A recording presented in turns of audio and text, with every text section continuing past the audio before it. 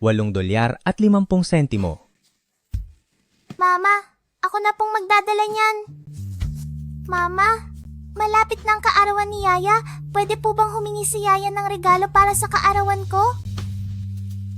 Siyempre naman. Gusto ko po ng damit na may mga bulaklak. Sabi po ni Papa, dadalhin niya ako sa parke para kumuha ng magagandang larawan. Bibilihan ka ni Mama ng mas maganda, ayos ba? Ayaw po ni Lola na gumastos ka ng malaki.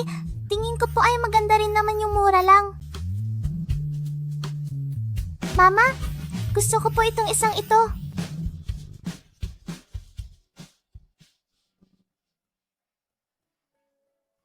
Gusto mo ba ang isang ito?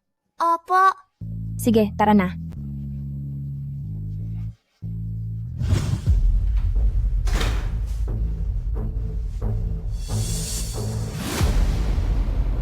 Ma, bakit niyo po binibigyan ng hilod ang likod ni Yue?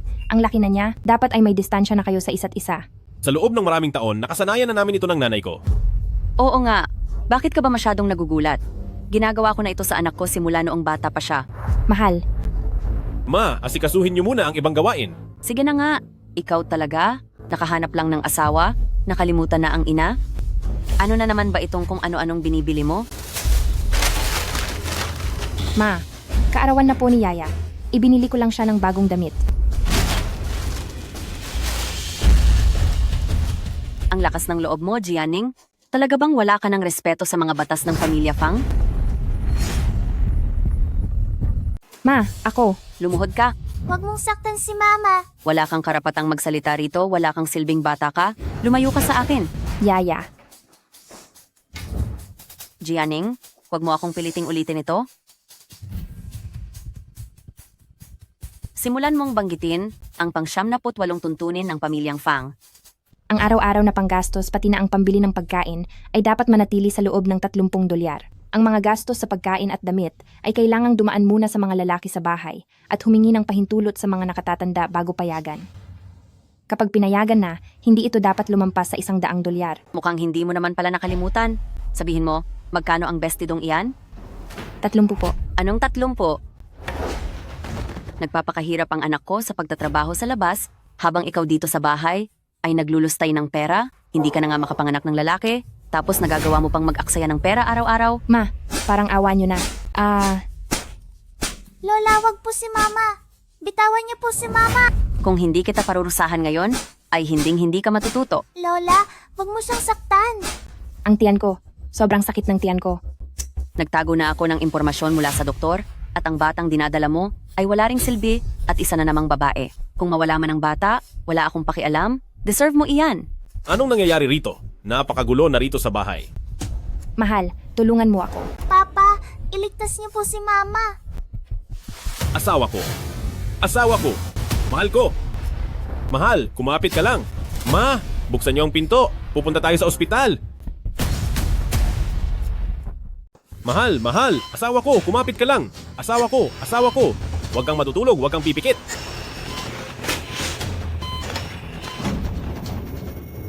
Anak, huwag ka nang mag-alala.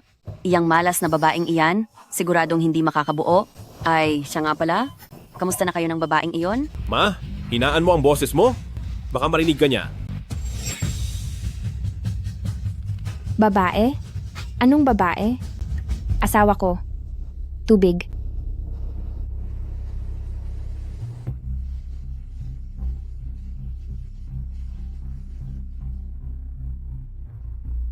Yue, nandiyan lang ang asawa mo sa labas, bilisan mo pa.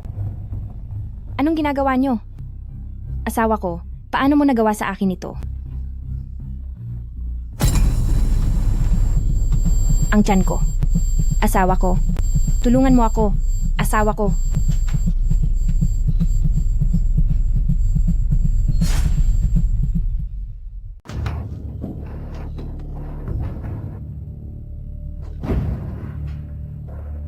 Ningning, salamat at nagising ka na, Ningning. Asawa ko. Bitawan mo si Ningning. Tia. Panaginip ba ito? Tia, bakit ka nandito? Kakaiba ang naging panaginip ko kanina. Ningning, patawad. Bilang tanging kamag-anak mo, hindi kita na ipagtanggol ng maayos maging ang anak mo.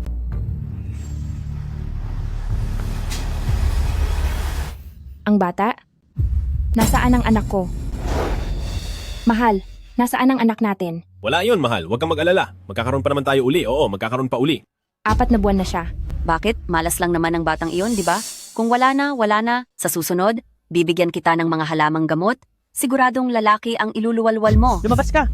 Kapag nagsalita ka pa ng ganyan, tandaan mo, mananagot ka sa akin. Aba, at may gana ka pang pagsalitaan ako ng ganyan?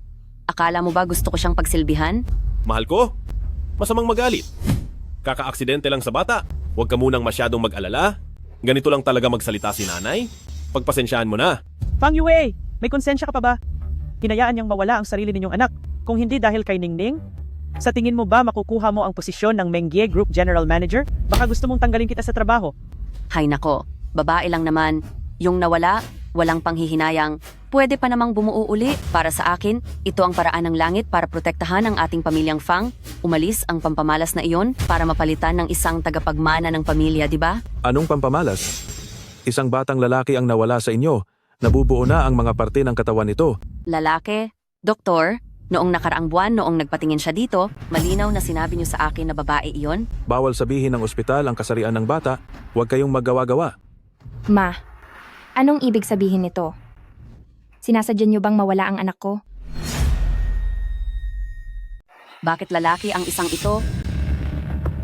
Maliwanag na ikaw iyon. Noong kumuha ka ng isang basong tubig noong huli at pagkatapos ay itinapon mo ito, hindi ba't pinahihiwatig mo sa akin na ang anak na babaeng nag-asawa ay tulad ng tubig na itinapon na? Babae ang sanggol na ito? Malusog ang bata, bumalik na lang kayo para sa check-up pagkatapos ng 6 na buwan. Lalaki ba iyan o babae? Pasensya na po, hindi ko pwedeng sabihin. Pagtatapon ng tubig, hindi ba ang ibig sabihin niyan ay pabigat lang siya? Hindi maaari. Ang batang ito ay hindi pwedeng ituloy. Nagbabawas at nagsasalin lang ako ng tubig. Huwag po kayong kung ano-ano ang iniisip. Aba, ikaw Yao Hong. Ang nag-iisa kong kamag-anak ay nag-asawa sa pamilya niyo, tapos ganito lang ang gagawin niyo sa kanya? Ang apo ko? Ang mahal ko sanang apo? Bakit kailangang maging lalaki siya? Gustong-gusto mo at inaasam na magkaroon ng apo? Pero sa huli ang sarili mong apo ay ikaw mismo ang tumapos. Masaya ka na ba ngayon? Hindi ko alam. Hindi ko alam. Huwag niyo akong sisihin. Hindi ko alam. Hindi ko kasalanan. Hindi ko alam iyon. Lumayas ka. Lumabas ka. Mahal, kumalma ka lang po. Umalis ka na. Ningning, patawad at hindi ka na protektahan ni tita. Patawad. Pasensya na, Ningning. Anak ko, hindi ka na protektahan ni Mama. Tia, huwag mo na akong sunduin. Kaya ko nang umuwi mag-isa. Ibababa ko na ang telepono. Hoy, lumabas na ang babaeng nasa kama bilang 13. Napakasaklap naman yan, hindi ba? Nabalitaan ko na ang biyanan daw niya ang dahilan kaya nawala ang anak niya. Anak ko. Ang anak ko. Wala pa yan. Habang nagpapagaling siya rito sa ospital, ang asawa naman niya ay may kasamang ibang babae sa labas. Nagpapakasaya lang. Paano mo nalaman? Nung isang araw nakukuha ako ng gamot, nakita ko sila sa labas. Nakapulong bestida siya. Ang ganda ng katawan. Mas gusto talaga ng mga lalaki ang mga babae sa labas. Pulang bestida. Hindi lang ba iyon isang panaginip? Itim? Siguro ito na ang kotseng iyon. President Sheng, ang hacker na umatake sa kumpanya natin ay hindi pa rin nahahanap. Nitong umaga, ang halaga ng shares natin ay bumaba na naman ng 1 punto. Palawakin ang paghahanap. Tara na. Sige po.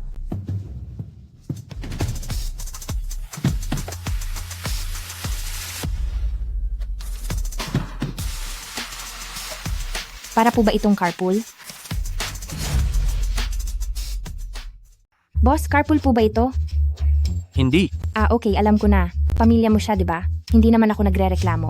Umalis ka ng kaunti papasok. Interesante. Marami nang sumubok na lumapit sa akin. Pero ang nangahas na sumakay agad sa kotse, ikaw pa lang ang kauna-unahan.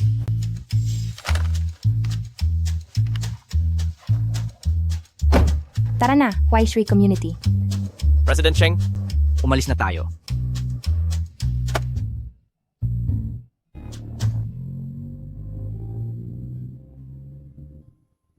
Nakapulang bestida siya. Ang ganda talaga ng katawan niya. Boss, hinto. Fang Yue.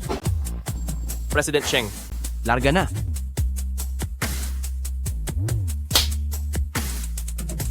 Mahal, anong ginagawa mo rito? Lalabas na ako ng ospital ngayon. Bakit hindi mo ako sinundo? Gusto kong makita kung sino talaga ang nasa loob ng kotseng ito. Hoy, mahal, huwag! Asawa ko, sandali. Surprise. Ching Ching?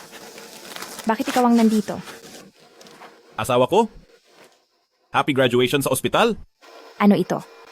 Ningning, si Fang Yue ay talagang nag-message sa akin para sabihing lalabas ka na ngayong araw, kaya bibigyan ka namin ng surprise. Pero hindi namin akalain na hindi mo man lang kami hihintayin. Mali pala ang iniisip ko tungkol kay Yue. Patawad po, asawa ko, mali ang pagkakaintindi ko sa iyo. Ayos lang iyon, mahal. Ako ang may kasalanan dahil pinaghinalaan mo ako. Binilhan kita ng kuwintas, yung matagal mo nang gusto pero nang hihinayang kang bilhin. Akala ko kasi, Ano ang iniisip mo? Na may namamagitan sa amin? Hindi ko siya kailanman magugustuhan. sa bagay, laging mababa ang tingin ni Ching Ching kay Fang Yue. Nga pala, mahal, isuot ko ito sa iyo.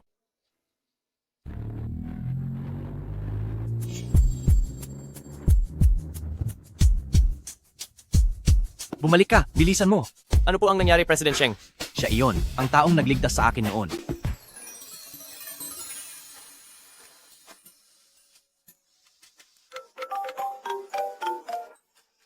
Hello? Sige, pupunta na ako riyan. Ningning, may kailangan pa akong gawin. Mauna na ako sa inyo. Sakay na.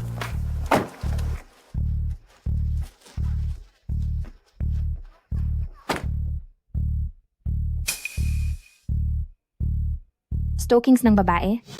Fang Yue, niloloko mo ako. Selas ng babae. Fang Yue, niloloko mo ako. Fang Yue, paano mo nagawang lokohin ako?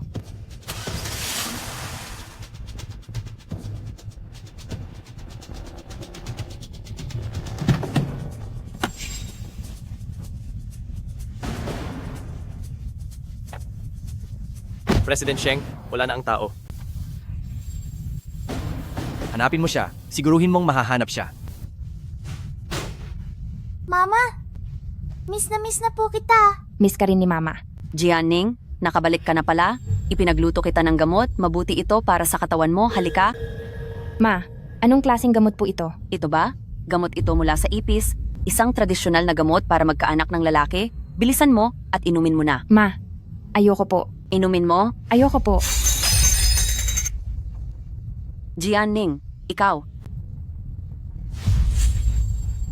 Ningning, ginagawa ko lang ito para sa ikabubuti mo. Kung ayaw mong uminom, sabihin mo lang sana ng maayos, bakit kailangang basagin ang mangkok? Ma, kung ayaw uminom ni Ningning, huwag niyo na po siyang pilitin. Tigilan niyo na po ang paggawa nito. Maayos na pong nakabit ang mga CCTV. Salamat sa inyo. Bakit kailangang maglagay ng mga CCTV sa loob ng bahay? Nitong mga nakaraang araw dito sa subdivision, parang hindi ligtas. Balita ko kamakailan lang, may nahuling magnanakaw. Sina Mama at Yaya, laging naiiwan dito sa bahay. Hindi ako mapakali. Ngayong may CCTV na. Mababantayan ko na kayo kahit kailan. Napakabuti yun. Para ba iyon sa magnanakaw? O para bantayan ako?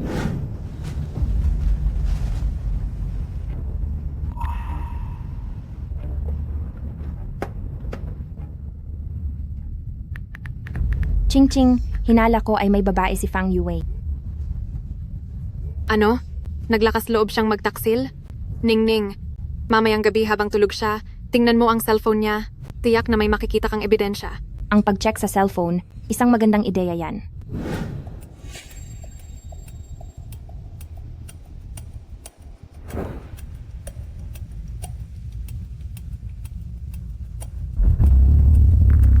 Dati, birthday ko ang password niya.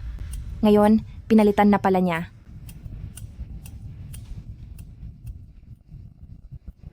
Nabuksan din.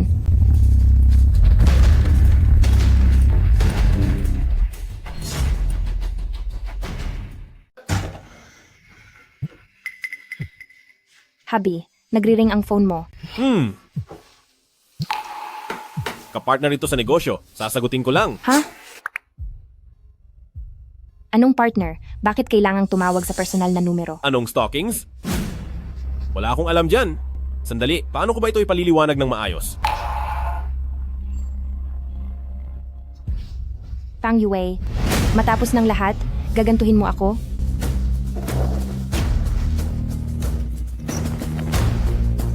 Ipaliwanag mo sa akin, kaninong stockings ito?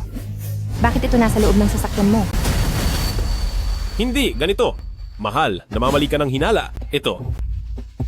Sa partner ito sa trabaho. Hindi sinasadyang naiwan sa loob ng sasakyan ko. Partner sa trabaho? Fang Yue, kahit sa pagsisinungaling, ang hihina na ng palusot mo. Si Ganeng, Fang ba ito? Nagkakamali po kayo. Noong makalawa, kasama ko si Sir Fang sa isang salusalo, nagsuka po ako, at dahil sobrang lasing ko na, hindi ko na malayan na naalis ko ang stockings ko sa loob ng sasakyan niya. May sumundo po sa akin pagkatapos, kaya nalimutan ko na ang stockings na iyon. Pasensya na po.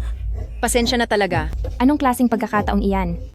Pagkalipas ng kalahating buwan, hindi ba gaganapin ang 30 anibersaryo ng kumpanya nyo? Pupunta rin po ako doon. Kung hindi naniniwala signang. Fang, mismong ako na po ang magpapaliwanag sa inyo.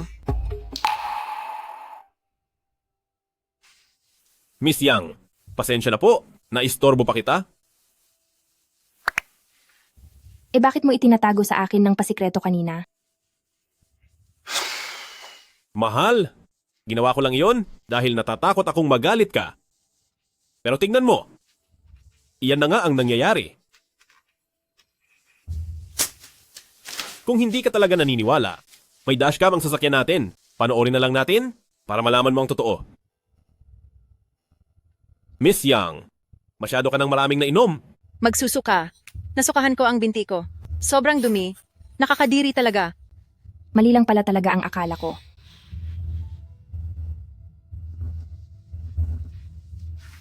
Mahal, patawad po. Nagiging masyado na akong mapagduda.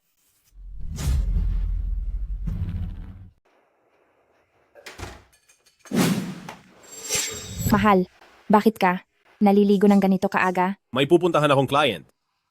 Hindi kailanman naliligo si Yue tuwing umaga at mas lalong hindi siya nagpapabango. Pero ngayon parang mas pinapahalagahan na niya ang kaniyang itsura.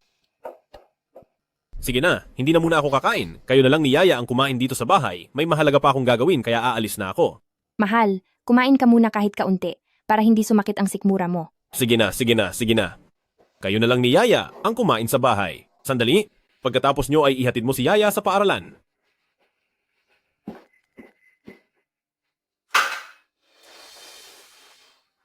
Ang bait talaga ni Yaya. Kumain ka na ng mabilis. Pagkatapos, ihahatid ka ni Mama sa paaralan, okay? Mama, naiwan ni Papa ang mga dokumento niya.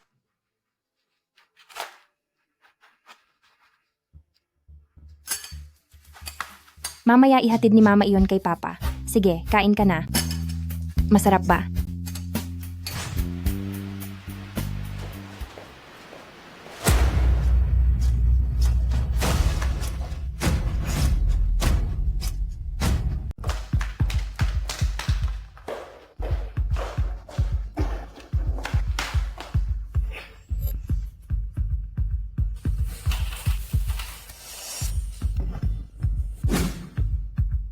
Walang hiya ka, Fang Yue.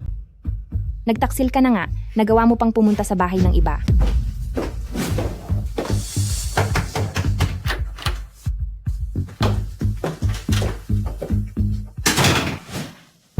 Sa tingin ko sa ngayon, hindi muna tayo dapat magkita, parang may nahalata na siya.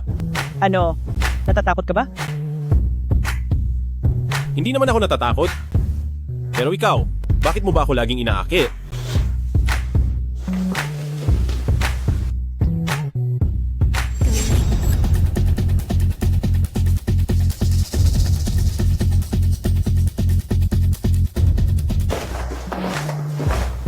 Uy, sandali lang.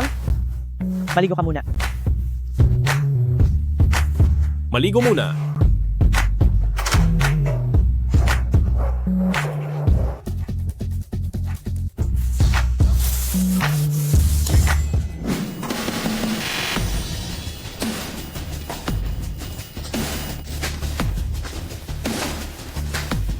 Mukhang masaya dito, ngayong oras na to. May nakita ka bang lalaki at babae na umakyat dito? Baka pumunta sila doon sa gawin na iyon.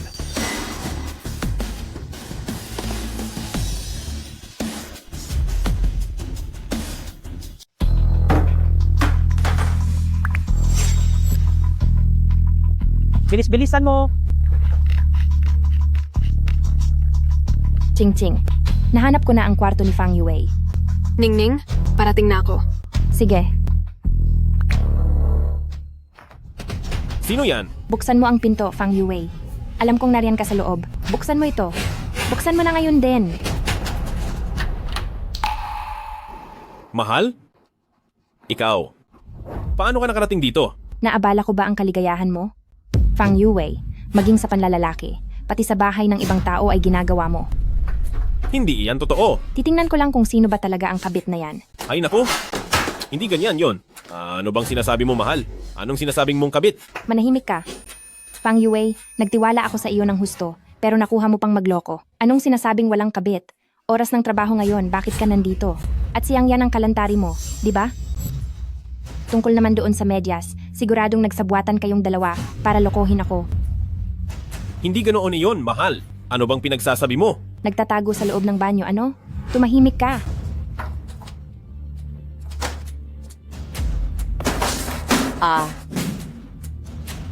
Bakit ikaw ang nandito?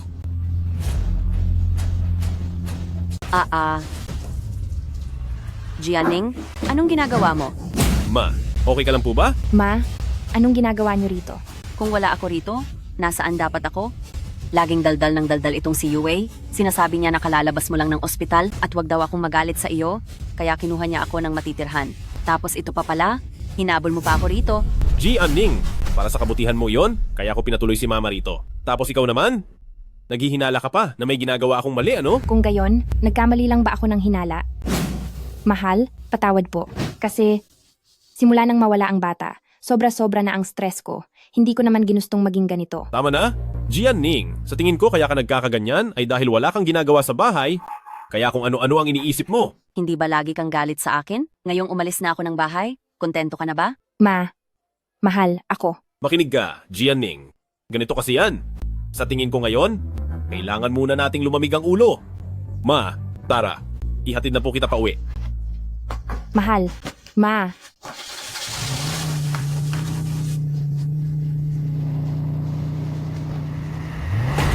Ningning, nahuli mo ba siya? Hindi. Ang nanay niya ang nandoon sa loob. Talaga? Bakit nandoon ang biyanan mo? Paano ngayon, Ningning? Natingnan mo na ba ang buong kwarto? Pagkapasok ko pa lang ay nandoon na ang nanay niya, kaya hindi ko man lang nagawang siyasatin ang buong kwarto. Ningning, kung si Fang Yue ay totoong may iba, siguradong may makikita tayong mga ebidensya. Sa tingin ko, ang pinakamainam na gawin, Haze, paano kaya kung pumunta ka sa kumpanya niya? Pumunta sa kumpanya? Ilang taon na akong hindi nakapagtrabaho sa opisina. Ningning, lahat ng pangambang nararamdaman mo ngayon ay nagmumula sa katotohanang hindi ka nakatulad noong dating matagumpay at kilala sa mundo ng negosyo bilang si Jianing. Isipin mo, sakali mang totoong niloloko ka ni Fang Yue, mayroon ka pa ring sariling karera. Pag-iisipan ko ng mabuti. Mama, parang dapat antayin kumulo ang tubig bago ilagay ang noodles.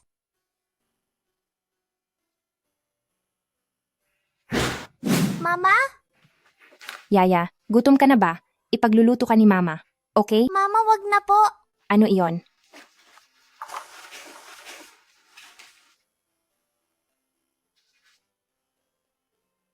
Mama, tingnan mo. Bakit po naging malata at nagdikit-dikit ang noodles? Yaya, ikaw ba ang gumawa nito? Wala po si Lola sa bahay, kaya gusto ko pong sorpresa ka. Yaya, patawarin mo si Mama. Okay lang po, Mama. Malapit na ang birthday ni Yaya at may isang wish po si Yaya. Ano naman ang birthday wish ng ating Yaya? Sasabihin ko po sa inyo sa araw mismo ng birthday ko. Sige. Sobra nga lang ba ang iniisip ko?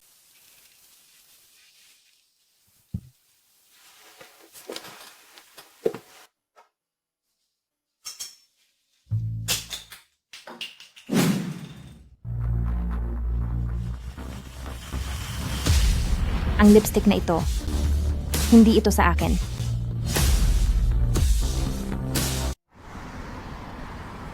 Ningning, 3 araw nang hindi umuuwi si Fang Yue. Bumalik siya rito minsan noong kamakalawa. Kumuha lang ng ilang damit at umalis na. Ang sabi ay matutulog muna siya sa kumpanya. Yue, talaga bang aalis ka? Gusto ko lang munang lumamig ang ulo ko. Jianning, hindi ka na tulad ng dati.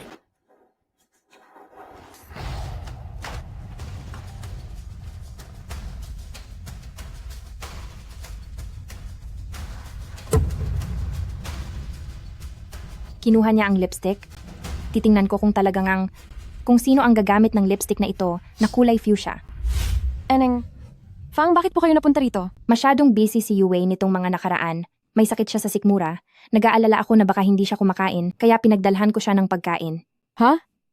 Pero wala naman po si President Fang dito sa kumpanya ngayon. Oo.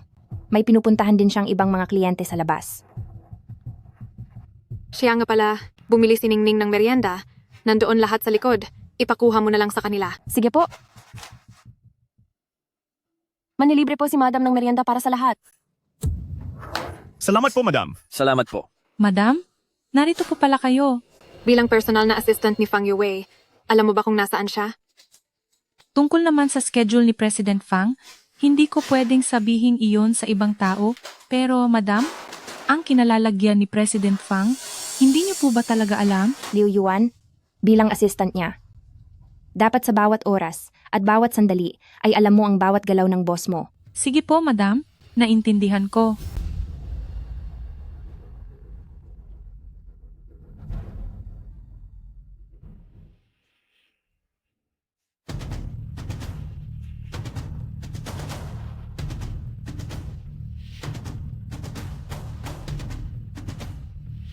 Kung may babae mang kinakasama si Fang Yue dito sa loob ng kumpanya, siguradong may makikita akong ebidensya.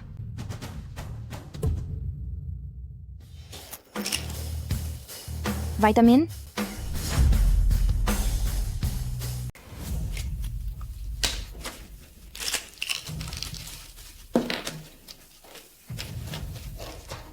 Hala? Ching-ching, anong ginagawa mo rito? Hindi dapat malaman ni Tia na nagloloko si Fang Yue dahil sa ugali niya. Siguradong haharapin at papagbayarin niya ito. Tia, Ningning, nandito ka rin pala? Tia, ilang araw na si Yue na hindi umuwi sa bahay. Anong nangyari? Nagkaroon kami ng nanay niya ng kaunting alitan. Masyadong mapang-abuso ang nanay niya? Bakit hindi mo na lang siya hiwalayan? At pagkatapos ay tanggalin siya sa kumpanya? Sa pagkakaalam ko naman, ay sayo naman ang kumpanyang iyon? Noon kasi, pinamahalaan ko lang ang kumpanyang iyon dahil hindi ka pa nasa tamang edad. Huwag kang mag-alala, habang buhay kang magkakaroon ng kakampi kay Tia. Sige na Tia, alam kong ikaw ang pinakamabait sa akin. Huwag kang mag-alala. Maayos lang kami ni Yue. Mauuna na ako, babalik na lang ako mamaya para sunduin siya. Tia, aalis na rin po ako. Ingat kayo. Ching-ching. Sa tingin mo, sa dami ng araw na hindi umuuwi, si Fang Yue sa bahay, saan kaya siya pumupunta? Ningning, bakit hindi tayo maglagay sa sasakyan ni Fang Yue ng isang tracking device? Tracking device? Pwede rin naman. Ching-ching. Bakit po?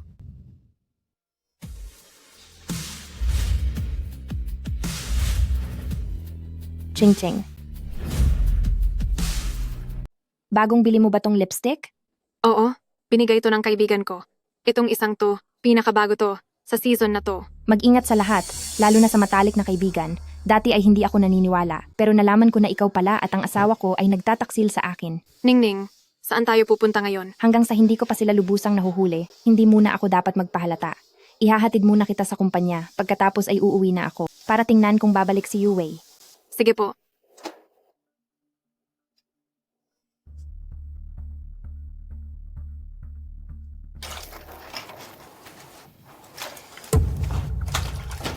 Ma, bakit mo na naman ginamit ang planggana ni Yaya para labhan ang iyong mga panloob? Satsat ka ng satsat, puro ka lang panunumbat. Anong masama kung maglaba ako doon? Sinasabi mo bang madumi ako? Ma, matanda na po kayo, at si Yaya ay bata pa, mahina pa ang kanyang resistensya. Hindi niyo po ba naiintindihan yon? Naglalakas loob ka bang pagsalitaan ako? Baka gusto mong saktan kita hanggang mawala ka. Sige, parusahan niyo ako, para ba sa wakas ay makapasok na ang bago ninyong manugang para ipagluto kayo? Ano ang mga sinasabi mo? Hindi ba nagrenta si Fang Yue ng isang kwarto para sa inyo, kaya kayo agad nakabalik? Ay dahil ang kwartong yon ay hindi naman pala para sa inyo, kundi para gamitin ni Fang Yue bilang pugad ng kanyang pagtataksil. Hindi lang ako sanay doon sa kwarto.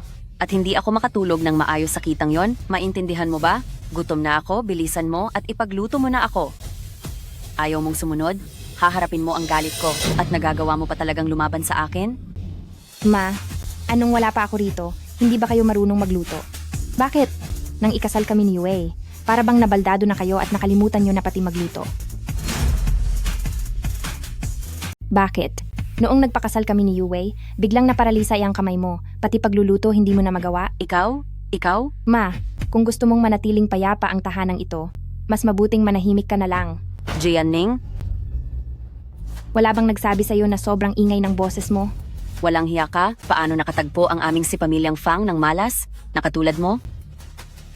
Ikaw, hindi lang dahil nawala ang apo ko ng dahil sa iyo, kundi pati... ikaw. Magsalita ka. Bakit tumigil ka? Hindi ba't magaling kang magsalita? Kahit ang mga tsismosa sa baryo ay talo mo. Ang bata, may kapal ka pa ng mukhang banggitin ng bata? Sino ba talaga ang naging dahilan kung bakit nawala ang anak ko? Sasabihin ko ito sa anak ko, tatawag ako sa 911. Ang CCTV, ang magsisilbing ebidensya. Halos makalimutan ko na dito sa bahay natin ay may CCTV pala na nagmamanman sa akin.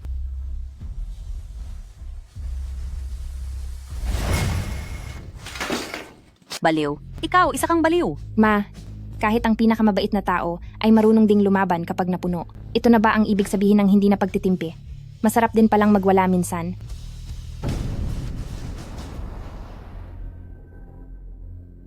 Anak, ikaw, bumalik ka na agad? Nawala na sa sarili si Jianning?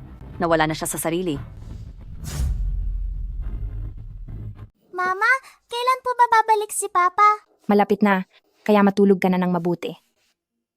Dahil sa ginawa ko kay nanay kanina, tiyak na isusumbong niya iyon kay Fang Yue. Mama, makati po sa baba ko. Sige, titingnan ni Mama.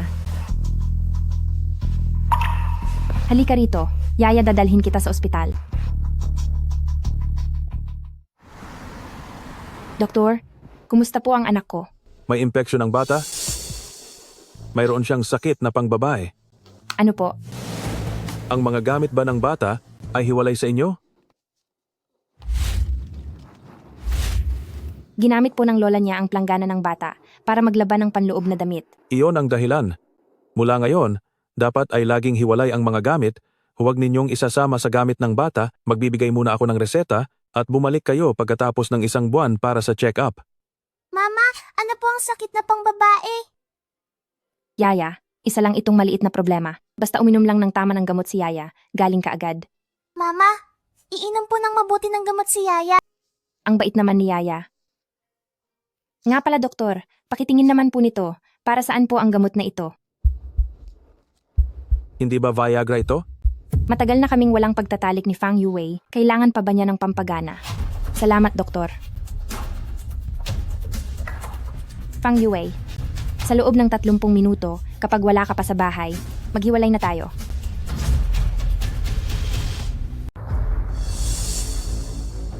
Gabi na, saan ba kayo nanggaling? Anak, makipaghiwalay ka na sa kanya? Nagawa niya akong saktan? Itinatanong mo kung saan ako galing? Ginamit ng nanay mo ang planggana ni Yaya para labhan ang kanyang mga panloob. Nagka-impeksyon tuloy si Yaya. Nagsisinungaling ka lang, di ba? Naglaba lang naman ako ng mga panloob, bakit kailangan mong maging ganyan? Ma, Papa, Mama, wag na po kayong mag-away. Yaya anak, hindi kami nag-aaway. Pumunta ka na muna sa kwarto mo at magpahinga, okay? Opo.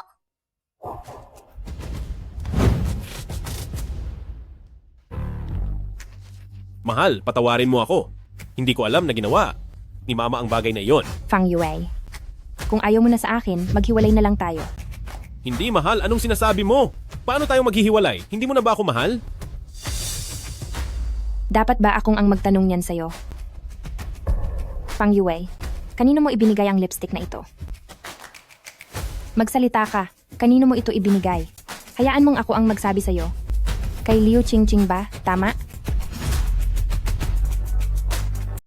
Honey, please stop making a scene. How could I ever possibly give her lipstick? Nagkukunwari ka pa rin. Ang lipstick na iyon ay ibinigay ko sa tiyahin ko. Alam mo naman iyan, di ba? Tungkol sa maaga mong panganganak, may sama ng loob ang tiyahin ko sa akin. Kaya naman bumili ako ng pinakabagong labas ngayong season para sa kanya. Kung hindi ka naniniwala, pwede mo siyang tawagan at tanungin. O kaya naman ay itanong mo kay Liu Qingqing.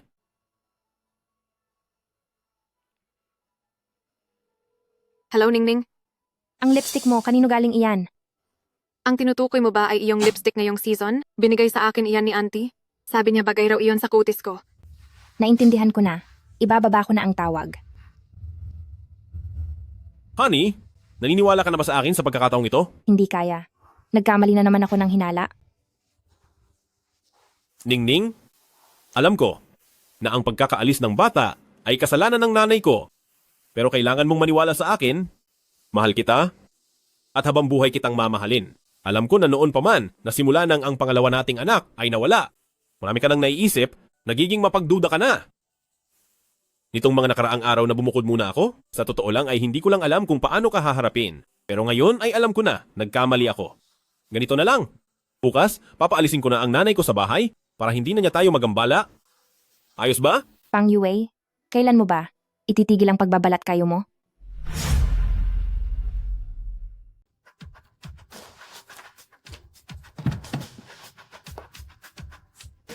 Yaya, dapat ay lagi tayong magsipilyo ng ngipin. Maintindihan mo?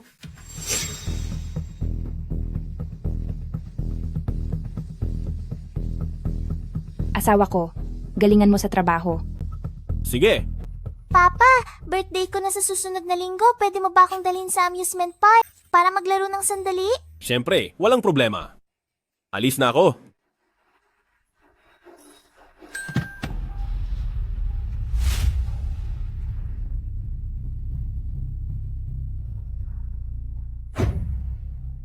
Fang Yue, ngayon, wag mo akong bibiguin. Mama, tara na po sa bahay. Sige, tara na.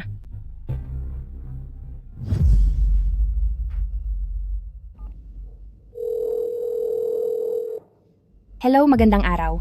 May appointment po ako sa inyong President Fang. Pasensya na po, wala po rito si President Fang. Ibigay niyo po ang pangalan niyo para mabook ko po kayo. Wag na muna, pupunta na lang ako doon mismo para bumisita.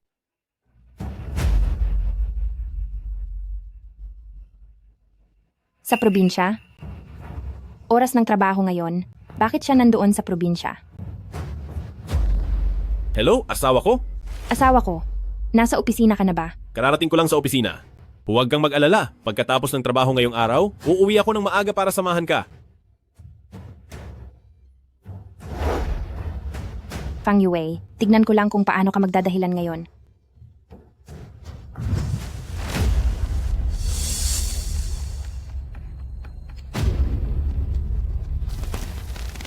Fang Yue, paano mo nagawang lokohin ako?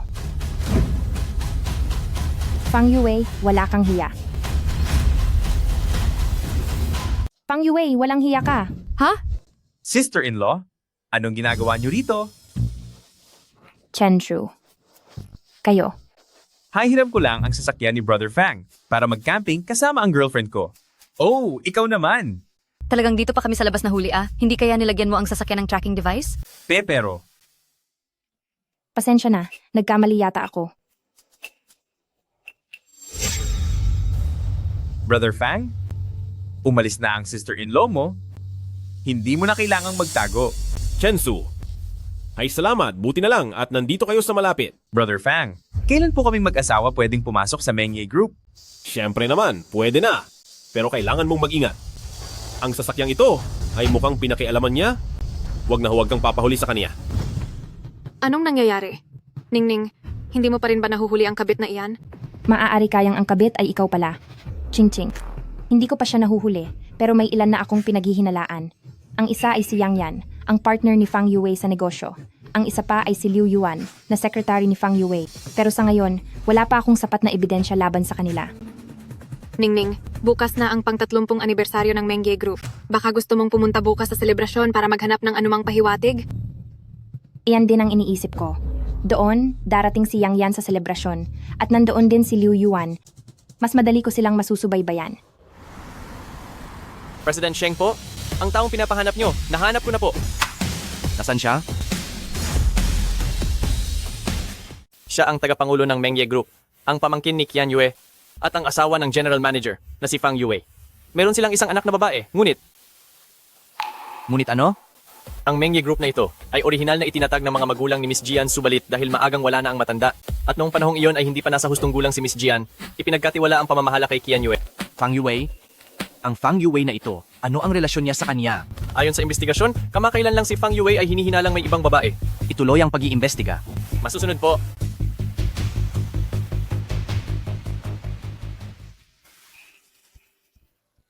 Jianning, sa wakas ay nahanap na kita. Hindi ba't sobrang yaman ng pamilya mo, pero kaya ka pa rin naming apihin? Walang silbi. Nakakahiya ka talaga, Sheng Yan. Ang sasama ninyo. Huwag niyo siyang apihin. Jianning, ikaw na naman, napakapakialamera mo. Hindi takot si Jianning.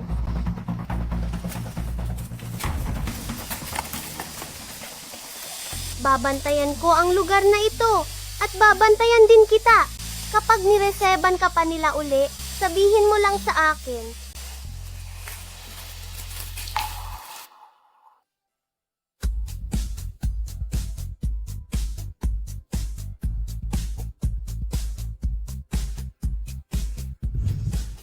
Ang asawa ko talaga, likas na maganda. Bagay sa kaniya ang kahit anong suotin. Mahal, sinabi ko na pupunta ako sa piging. Hindi ka naman siguro magagalit, di ba? Sinabi ko na pupunta ako sa party. Hindi ka naman siguro magagalit? Bakit naman ako magagalit? Hindi mo lang alam, ang mga business partners ko, puro sila babae. At araw-araw silang lumalapit sa akin. Umalis si mama para doon muna tumira. Walang magbabantay kay Yaya mamayang gabi, kaya isasama ko na lang siya. Sige. Mama, ang daming maliliit na cake. Wife, Yaya, kumain muna kayo rito ng kahit ano. Aasikasuhin ko lang ang mga bisita. Huwag kayong lalayo ha. Opo. Babalik din ako agad. Mama, pwede po bang maglaro si Yaya? Siyempre naman, pero kailangan mong mangako kay mama. Huwag kang pupunta sa mga delikadong lugar, naintindihan mo? Opo. Sige na, laro ka na.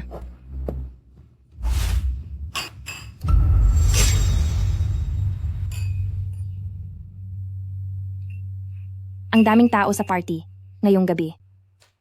Hindi ko akalain na isasama ni President Fang ang asawa niya rito.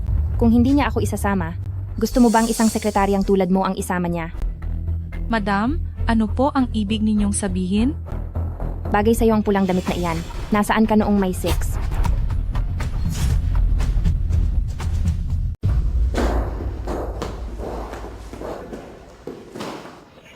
Hindi ba si Papa yon? Papa? Kahit marami pang tao doon kanina, tinangka mo pa rin ako ngakitin? Nakita ko kasing dumating ang asawa mo. Hindi ba pwedeng magselos ako? Mahal! Napakalandi mo talaga. Hala, huwag mong sirain. Ayos lang yan. Bumili na lang tayo ng bago mamaya. Nakapagtataka. Sigurado akong papunta dito si Papa. Papa?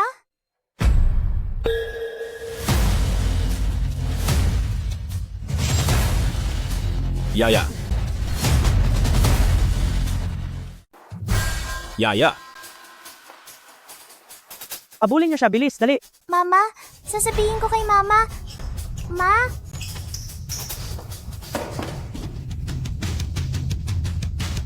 Parang narinig ko ang boses ni Yaya. Guni-guni ko lang ba yun? Ginang tanging ang mga babaeng walang tiwala sa sarili ang nagagawang magduda sa sarili nilang lalaki. May tiwala naman ako, pero mahirap talagang labanan ang mga masasamang babae sa labas. Yaya, wag kang sumigaw. Yaya, Yaya, taha. Yaya, Yaya, tumigil ka na sa pagsigaw, Yaya. Yaya. Anong gagawin natin? Nakita tayo ni Yaya. Kapag sinabi niya ito kay Jianning, tapos na tayong dalawa. Yaya, tumigil ka na sa pagsigaw. Ang kumpanya ngayon, sa totoo lang, ay mula sa mga magulang ni Jianning na iniwan para sa kanya. Pagsisinungaling ko lang na sinabing, bata pa siya at hindi pa nasa tamang edad, kaya nasa ilalim ko pa ang kumpanya. Kapag nalaman ang relasyon natin, ang lahat ng mayroon tayo ngayon ay mawawala sa isang iglap. Kung gayon, anong gusto mong gawin? Fang Yue, kung sa bagay, itutuloy na natin ito hanggang sa huli.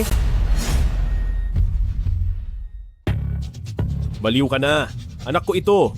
Anong pipiliin mo? Ang anak mo o ang posisyon mo?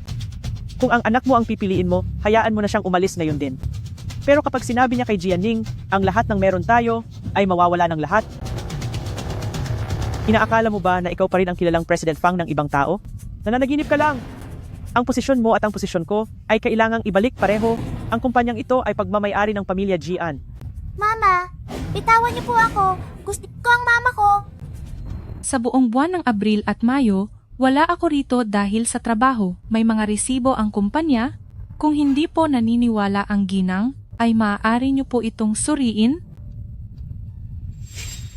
Sabi ng nurse sa ospital, noong nagpapalakas pa ako matapos manganak, ang taong nakita niya. Kung totoo ngang wala si Liu Yuan dahil sa trabaho, ibig sabihin ay hindi siya iyon. Tanging si Yang Yan na lang at si Ching Ching ang mga suspek. Nasaan si Yaya?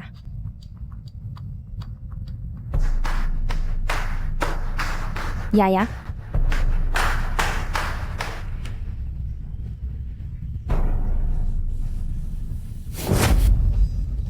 Yaya?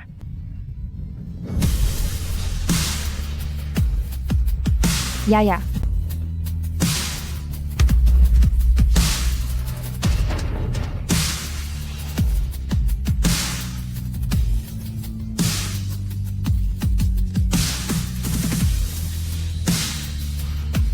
Yaya?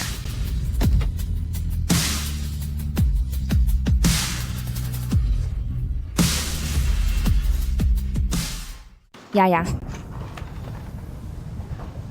Ang laking kataka-taka, wala rin sa loob si Yaya.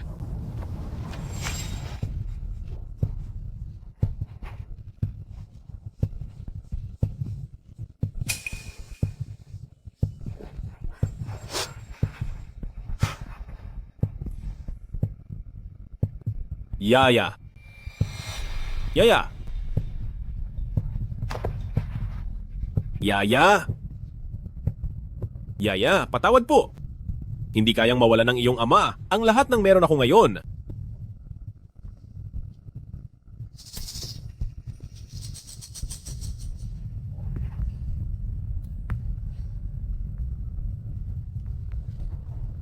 Yaya? Yaya. Mahal ka ni Papa? Yaya.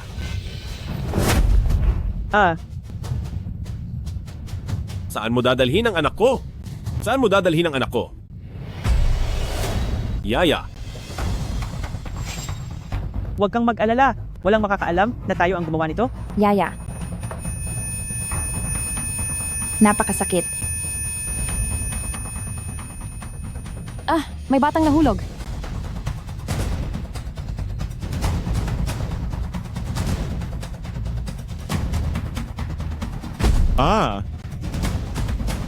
Ang batang ito, kaninong anak ba ito? Walang kasamang matanda. Nasaan na ang mga magulang? Tabi kayong lahat. Bilis, tumawag kayo ng 911. Yaya.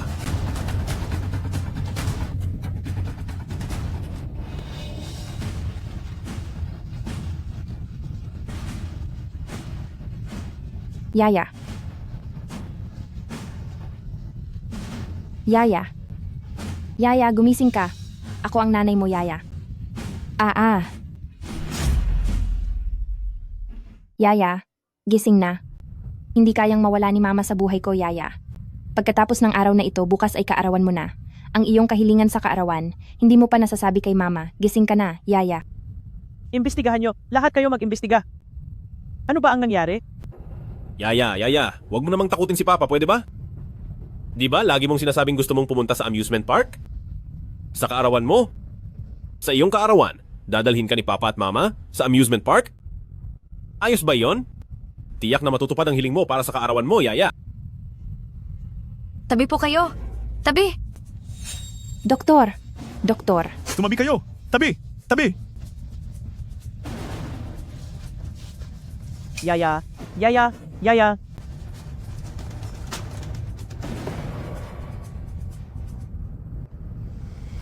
President Sheng, may nangyaring masama? Ang anak na babae ni Miss Jian ay nahulog mula sa mataas na gusali.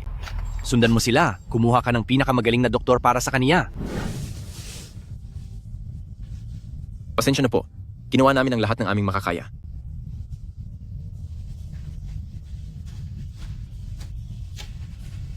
Mahal, Gusto ko lang mapag-isa kasama si Yaya ng sandali.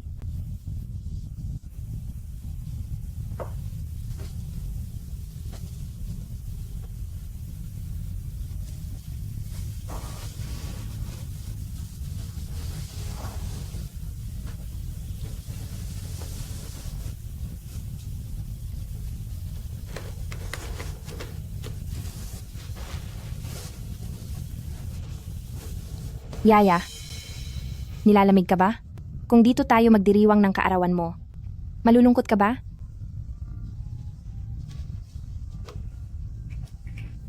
Malapit na mag-alas 12. Yaya.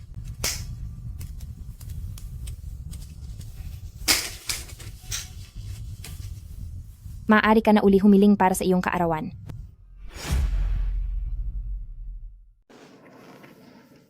Yaya, mag-aalas 2 na. Pwede ka nang humiling para sa birthday mo. Ha? Yaya, bakit hindi ka pa humihiling?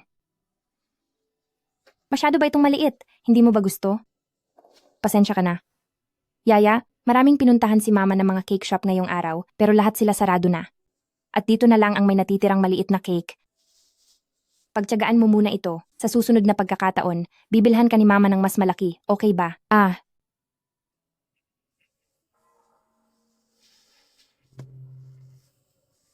Maligayang kaarawan sa iyo. Maligayang kaarawan sa iyo. Maligayang kaarawan sa iyo. Halika, maligayang kaarawan sa Yaya natin, hiling na. Ang hiling ni Yaya. Sana samahan ako ni Papa sa birthday ko sa susunod na taon. O sana laging maging masaya si Mama. Bilis.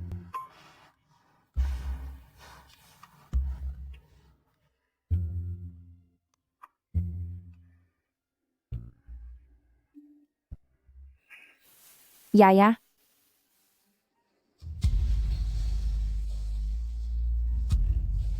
Maligayang kaarawan sa iyo.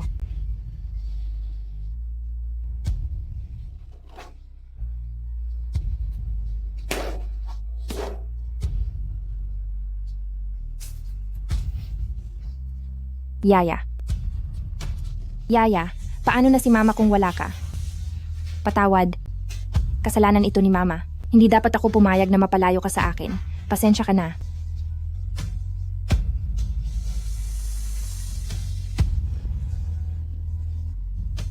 Yaya, giniginaw ka ba ngayon?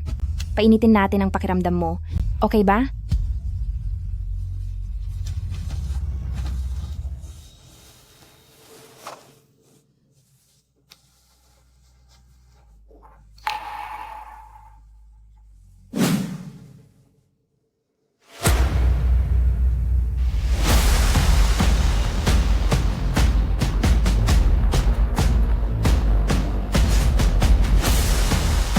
Bakit may butones sa kamay ni Yaya?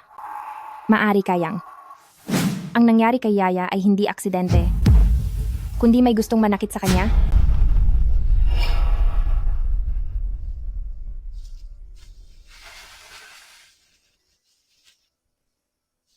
Ningning, panahon na para ihatid si Yaya sa huling hantungan. mahal? Hayaan na nating makapagpahinga ng mapayapa si Yaya. Bakit butones pa ang nahanap? Ang pagkawala ni Yaya para sa may-ari ng butones. Anong mapapala niya? May natuklasan kaya si Yaya? Fang Yuwei, ang nangyari kay Yaya. Sigurado ka bang wala kang anumang kinalaman doon? Hindi maaari. Hindi ko pwedeng hayaang ilayo na lang nila si Yaya ng ganito. Gusto ko ako mismo ang maghatid kay Yaya.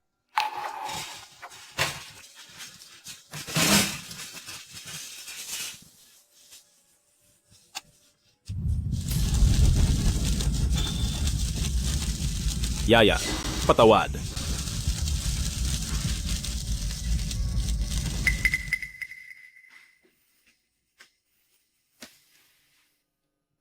Gusto ko munang mapag-isa. Lumabas ka muna. Mahal? Ngayong wala na si Yaya, hindi biro ang sakit na nararamdaman ko. Nasaan ka noong napahamak si Yaya? Nasaan ka noong nawala si Yaya? Kasama ko ang tiya ko at may kinakausap kaming ibang boss.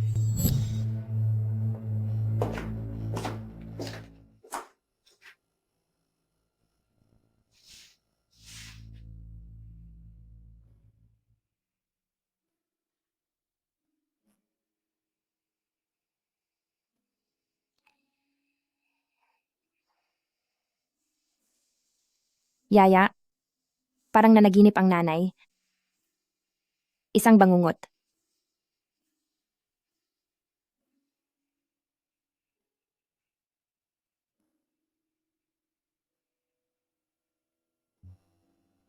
Para sa aking birthday wish, sana si Mama ay magkaroon ng sariling trabaho. Sa ganitong paraan, hindi na siya aapihin ni Lola at hindi na siya babalewalain ni Papa. Yaya, tutuparin ni Mama ang birthday wish mo. Lalabas ako sa pamilyang ito at ipakikita ko sa iyo ang ibang panig ng iyong ina. Antayin mo si Mama, okay?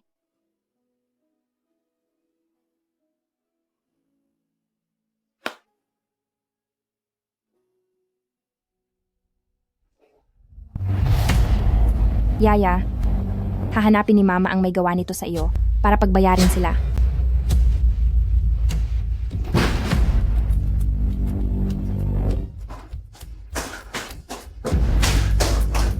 Ningning, Bakit ka nandito? kaninang umaga ko lang nalaman ang balita. Ningning, si Yaya siya ay. Wala na si Fang Xinya sa mundong ito. Paano itong nangyari? Alam mo ba kung saan nangyari ang aksidente? Pumunta ka ba sa Mengye Group 30 anibersaryong pagtitipon? Bakit naman ako pupunta sa party ng kumpanya nyo? Buong araw akong nag-overtime sa opisina. Sige. Sumama ka sa akin sa banquet hall. Kung talagang nandoon ka, tiyak na may makakakilala sa iyo at lalabas ang totoong kulay mo. Hello? Sira na kami ngayon at sarado ang aming negosyo ng isang buwan. Gusto ko lang sana magtanong tungkol sa ilang bagay. Kapag sinabi mo sa akin ang totoo, mapapasa iyo ang lahat ng ito. Sige po, Miss Gian, magtanong lang po kayo. Kilala mo ako? Noong mangyari ang insidente, nandoon din ako sa gilid ng damuhan. Gusto kong makita ang lahat ng record ng surveillance ng hotel nyo. Pasensya na po, sira po ang lahat ng surveillance at naghahanap pa kami ng taong ayos dito. Ang laking pagkakataon naman. Kung ganoon, gusto kong makita ang kumpletong listahan ng mga taong dumating sa bangkete. Ningning, para saan pa ang listahang iyon? Gusto ko lang makita kung pumunta ka ba noong araw na iyon. Pinagdududahan mo ba ako? Liu Qingqing, palagi kitang itinuturing bilang pinakamatalik kong kaibigan. Pero nasaan ang kapalit niyon? Mula noong lumabas ako ng ospital, narinig ko na ang mga usap-usapan na may isang babaeng nakapulang bestida ang kasama ni Fang Yue. Noong araw na iyon sa kalsada, sakto pang nakapulang bestida ka rin habang kasama mo siya. Sa pangalawang pagkakataon na sinubukan ko kayong mahuli, pumunta ako sa floor ni Fang Yue, pero dahil sa pagkakataon ay wala ka sa parehong palapag sa akin. Kaya naman hindi ko kayo nahuli. Pangatlo, ang lipstick na iyon, nakita ko na iyon kay Fang Yue. Nagkataon lang po ang lahat ng iyon. Nagkataon? Mabubunyag ang totoo kapag tiningnan ko na.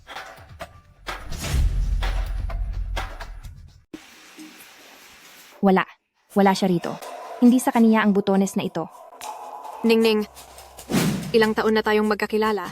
Nakalimutan mo na ba kung paano tayo nagsimula? Anong ginagawa niyo? Hoy, anong ginagawa niyo sa kaniya? Ayos ka lang ba? Ayos lang ako. Sa mga basurang ito, ano namang mangyayari sa akin? Huwag kang makialam. Umalis ka riyan. Bitawan mo siya. Layas! Alis! Tara na. Tinulungan mo ang isang banyaga. Hindi ka ba natatakot na balikan kanila?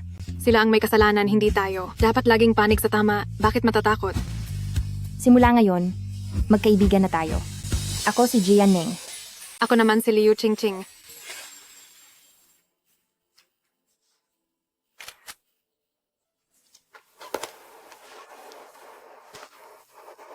Punta tayo sa bahay mo.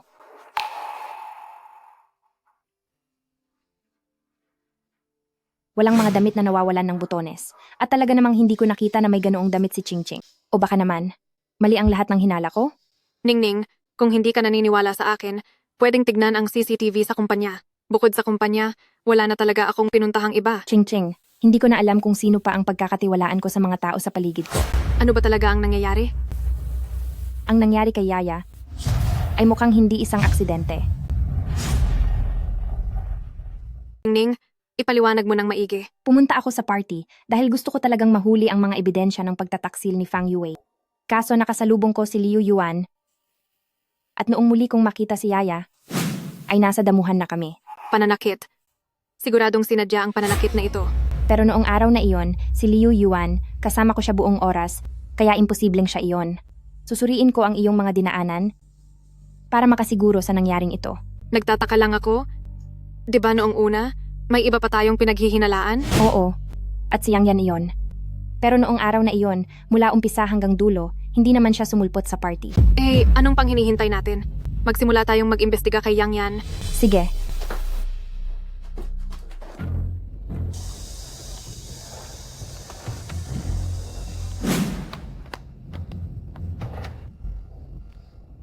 Hindi sumulpot si Yang Yan sa party, kaya gusto kong alamin kung siya nga ba talaga. Nasa malapit lang din ang kotse ni Fang Yue. Ano pang hinihintay mo? Tara na.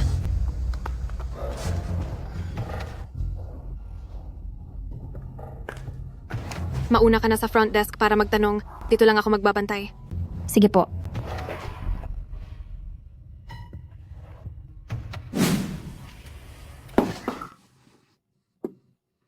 Sa kabila ng lahat, niyayaya mo pa rin ako rito sa hotel. Hindi ka ba natatakot na malaman ng asawa mo? Ang mahal ko, siguradong ikaw lang at wala ng iba.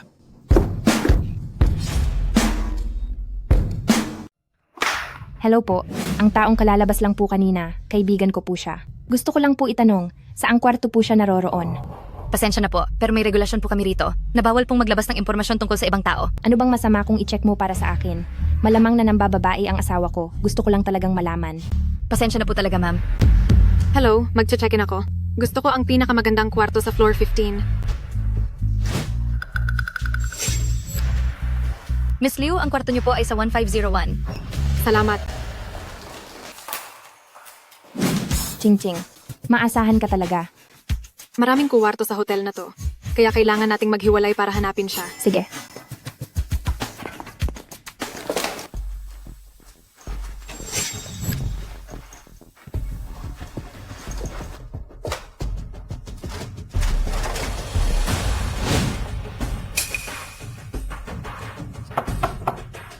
Hello po, kailangan niyo po ba ng room service?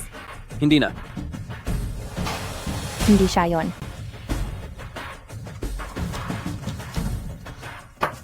Kailangan niyo po ba ng maglilinis ng kwarto? Magpapalinis po ba kayo ng kwarto?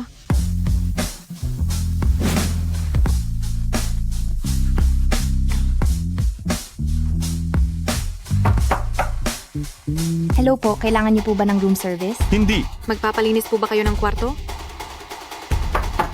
Hello po, kailangan niyo po ba ng room service? Hindi na kailangan. Ang boses na ito ay sa kay Yang Yan, eksaktong kagaya nito. Nahanap ko rin siya! Nahanap ko na. Ako na ang bahala. Magandang araw po, heto na ang wine nyo. Kailan pa nagpadala ng wine ang hotel na ito? Nag-order ako dahil alam kong gusto mo.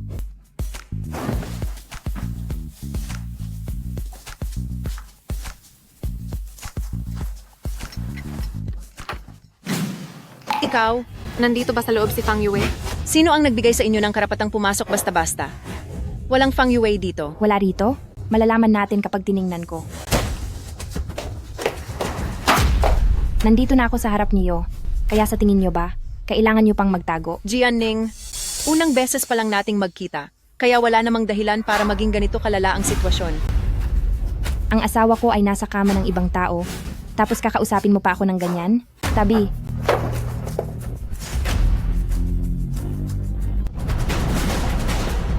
Sino kayo? Zhang Chenghe, naglakas loob kang magtaksil? Gusto mo bang maturuan ng leksyon? Gusto mong pagbayarin kita, di ba?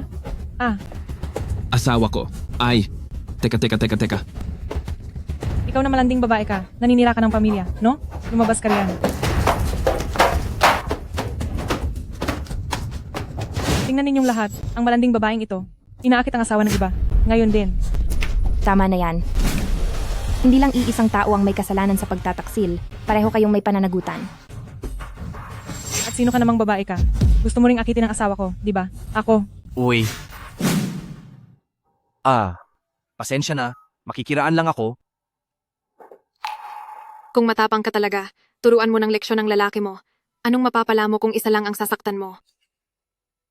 Hemp. Halika rito. Uwi na tayo at doon tayo magtutuos. Masaya ka na? Wala kang relasyon. Kay Fang Yue. Wala naman talaga kaming relasyon. Pero yung stockings noon, sinadya ko talaga silang iwan doon. Bakit? Si Fang Yue, paano man ang mangyari, siya pa rin ang general manager ng Mengge Group. Ang pagsama sa kanya ay di hamak na mas mabuti kaysa sumama sa isang kalbong nasa edad na lampas 50 taon na.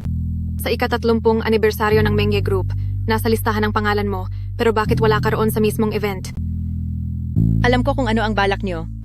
Jianning, wala na ang anak mo, pero hindi ako ang may kasalanan.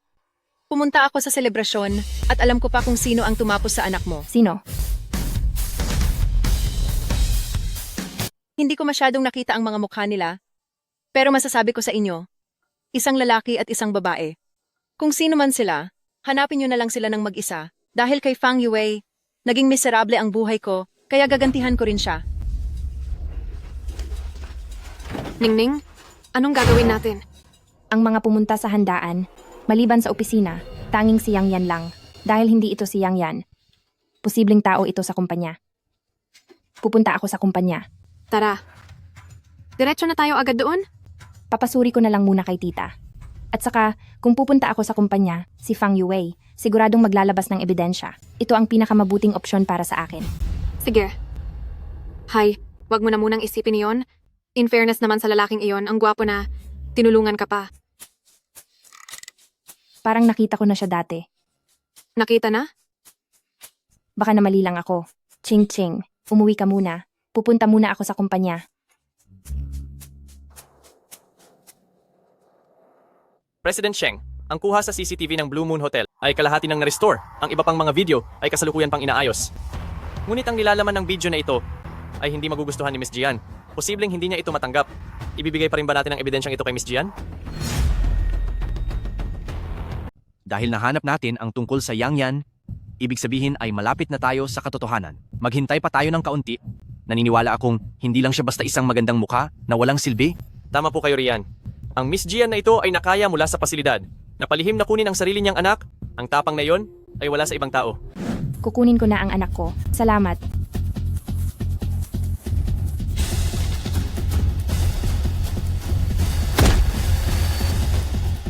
Pero, ang galing niyo po talaga, President Sheng. Pinabantayan niyo sa akin ang Fang Yue na ito. Kung hindi dahil doon, malamang ay itong si Miss Jian ay hindi man lang nakakuha para sa kaniyang mga anak ng pagsusuri bago pa siya nadiskubre. Teka, President Sheng, alam kaya nitong si Miss Jian na kayo ang tumutulong sa kaniya? Bakit parang tungkol sa inyo ay wala siyang matandaan? Matatandaan din niya ako. Sino ba ang nanamantala sa aking yaya? Ayon sa sinabi ni Yang Yan na isang lalaki at isang babae, siguradong may nadiskubre ang yaya na isang lihim. Fang Yue, ikaw ba ang gumawa nito? Ningning, tuwing nakikita kita, sobrang saya ko talaga. Pumunta ako rito ngayon dahil may importante akong bagay na sasabihin sa'yo. Pwede mo ba akong tulungang maghanap?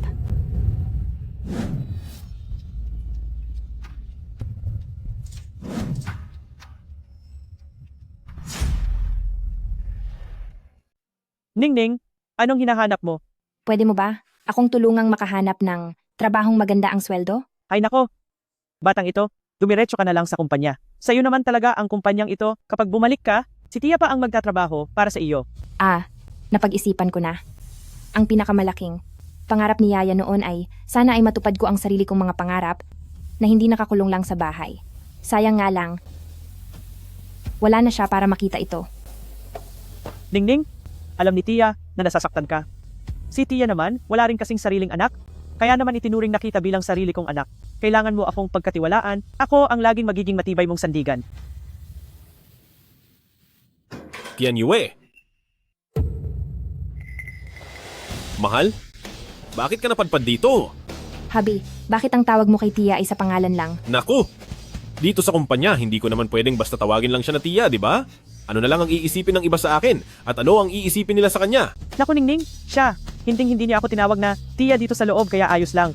Normal lang iyon. Teka. Bakit ka ba? Pumunta rito sa kumpanya natin? Narito ako para mag-apply. Mag-apply? Tama. Hindi lang ako magsisimulang magtrabaho ngayong gabi.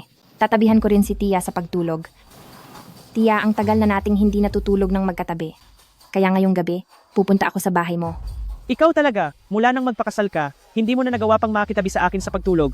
Ipinamana sa iyo ng mga magulang mo itong napakalaking bahay, pero palaging ako lang mag-isa ang nakatira dito. Tia, hindi na ako bata. Sige na nga, ngayong araw si Tia naman ang personal na magluluto para ipaghanda ka ng masarap na pagkain. Ayos ba? Opo, lalabas muna ako para masanay sa paligid ng kumpanya. Sige, mag-ingat ka.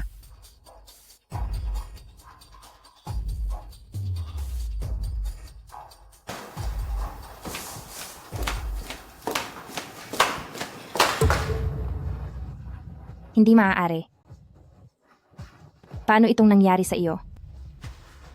Bakit mayroon kang kaparehong butones? Ching-ching, mukhang nahanap ko na kung kanino ang butones na ito. Talaga?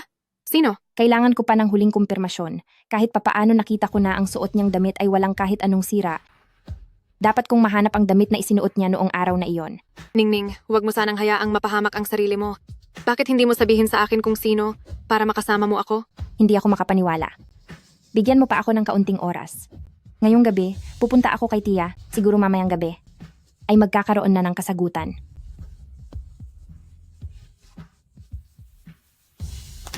Ningning, huwag kang gagawa ng anumang kapusukan.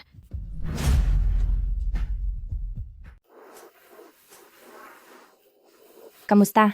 Lumabas na ba ang resulta ng pagsusuri? Dahil hindi po ninyo ako hinayaang isailalim sa pagsusuri ang katawan, kaya naman, nagawa ko lang itong suriin mula sa labas. Ito ang mga hiblang nakuha ko mula sa mga kuko niya sa pangalawang pagsusuri. Mukhang katulad ito ng mga tahi sa isang bestida. Kung ganoon ang ibig mo bang sabihin, ang anak ko ay hindi aksidenteng nahulog? Pero base sa aking pagsusuri, ang loob ng ilong ay nakitang may mga bakas ng pagdurugo. Ang loob ng bibig at ang katumbas ng mga ngipin ay may mga pinsala rin. Malinaw po, nadulot ito ng malakas na puwersa mula sa labas na hindi niya nagawang labanan. Sa madaling salita, ang anak po ninyo, bago pa man nahulog mula sa itaas, ay wala na siyang buhay. Malamang ay dahil sa hirap sa paghinga. Kung gagamitan siya ng unan para tapusin ang buhay niya, tsaka ihuhulog mula sa mataas na lugar, malaking posibilidad na magpapakita ito ng parehong mga sintomas gaya sa inyong anak.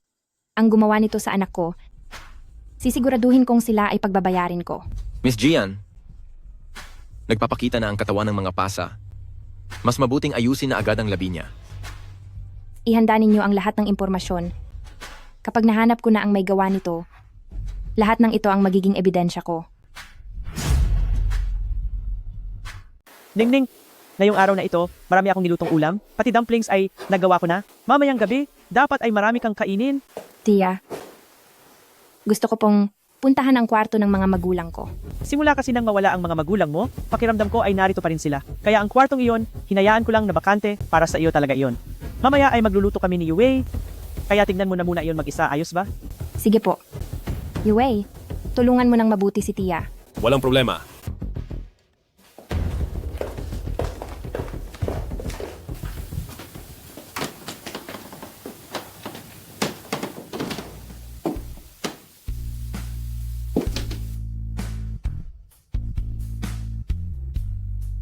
Papa, Mama, nandito na po ako.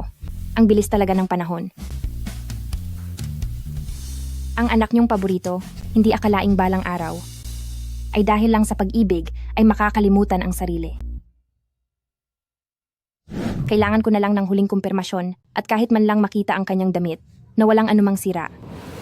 Kailangan kong mahanap ang suot niya ng araw na iyon. Ang suot niya noong araw na iyon? Kung ganoon, siguradong nasa handaan lang ang taong iyon. Hindi ako makapaniwala. Bigyan mo pa ako ng konting oras. Mamayang gabi, pupunta ako sa bahay ni Tia. Baka mamayang gabi, ay malaman na natin ang resulta. Hindi makapaniwala, ibig sabihin, kilala siya ni Ningning. Pero kung sino man ang kakilala niya, kilala ko rin. Sino kaya ito?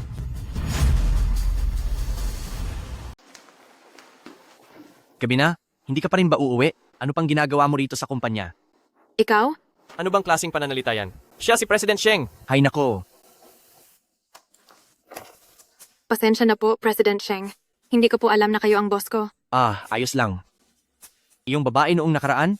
Kakilala mo ba siya? Best friend ko po siya. President Sheng, kilala niyo po siya? Kilala ko. Maraming taon ko na siyang hinahanap. Pero nitong mga nakaraan ay wala akong pagkakataong lumapit sa kanya. Pwede mo ba akong tulungan? President Sheng, hindi po ba kayo nagbibiro? Ang boss ko, may gusto sa best friend ko, President Sheng, pero may asawa na po siya. Ayos lang. Kaya kong maghintay. Talagang napakabuting lalaki niyo. Kung mas marami lang sana ang mga dekalidad na lalaki, magiging single pa ba kami ni Tia? Tia?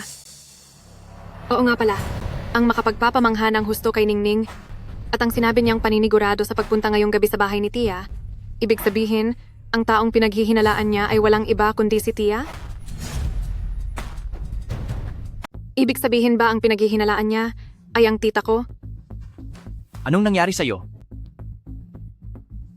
Ching-ching. Ningning, ang pinaghihinalaan mo ba ay ang tita mo? Ningning, huwag kang kikilos ng mag-isa. Hintayin mo ako bago ka pumunta roon. Asawa ko. Ikaw? President Sheng, pwede mo ba akong ihatid sa isang lugar? Natatakot akong baka may mangyaring masama kay Jianing.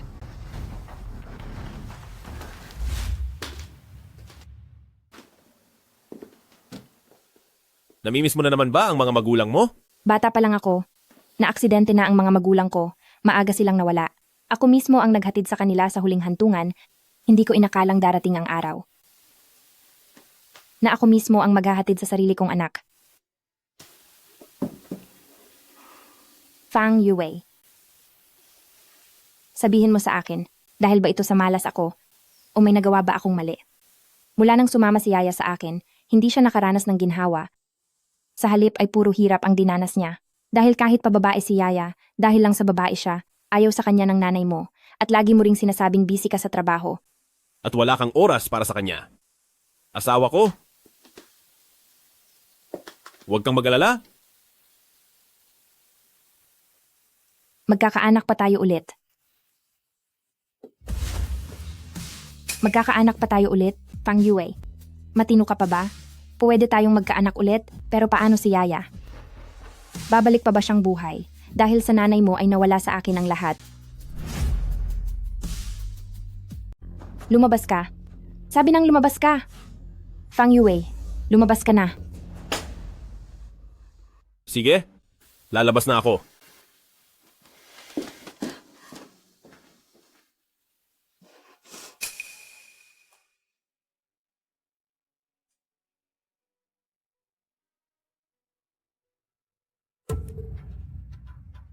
Ito ang sulat kamay ni Mama, ang testamento ni Papa. Anong nangyari? Hindi maganda ang nararamdaman ni Jianing. Puntahan mo na siya sa itaas. Sige. Ningning? Ningning? Kanina lang, hindi ko sinasadyang mabasag ang picture frame. Mag-ingat ka, baka masugatan ang kamay mo. O siya, wag mo na muna ayusin yan. Kumain na muna tayo, okay? Sige po. Nag-text sa akin si Ningning. Anong sabi niya? Naku, nalubat ang phone ko. Sekretaryo Chen. Ang charger. Ningning, dali, tikman mo itong dumpling na ako mismo ang gumawa.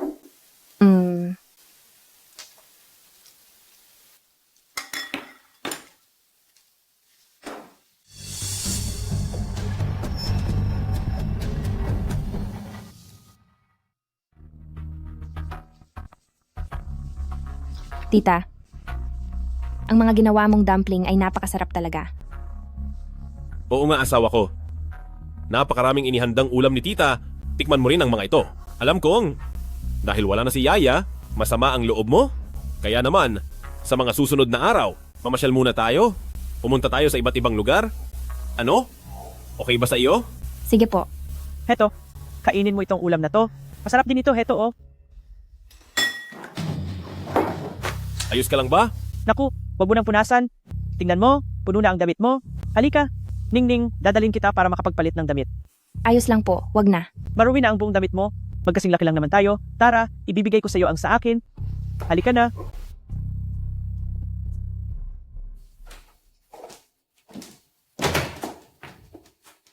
Tara, isuot mo muna ito. Tita, kapag nagbibihis ako at may nakatingin, hindi ako mapalagay. Pwede bang lumabas ka muna? Sige, kukuha lang ako ng tuwalya para maipunas sa kamay mo po. Sige po. Bakit ang mga damit na ito ay mayroon din si King Ching? Ningning, ang tuwalya mo. Tita, itong evening gown na to, bakit nawawalan ito ng isang butones? Hindi ko rin alam. Siguro'y nawala lang kung saan. Nung araw na nakita ka sa damuhan, klaro namang nakapagpalit ka na ng damit. Itong gown na ito, bakit hindi mo ito itinapon? Ningning, anong pinagsasabi mo? Hindi mo maintindihan? Paano kung ganito? Hindi, Ningning. Diretsuin mo na lang ako. Huwag mo naman akong takutin ng ganyan. Bakit? Bakit mo hinayaang mawala ang anak ko? Bakit ikaw pala itong kasama ni Fang Yue at ikaw pala ang nanloloko sa akin? Ano bang pinagsasabi mong kalokohan? Magdadahilan ka pa rin? Ang butones na ito ay noong mawala na si Yaya, mahigpit itong nakakapit sa mga kamay niya. Sa tingin mo ba, aksidente lang ang pagkahulog ni Yaya? Imposible.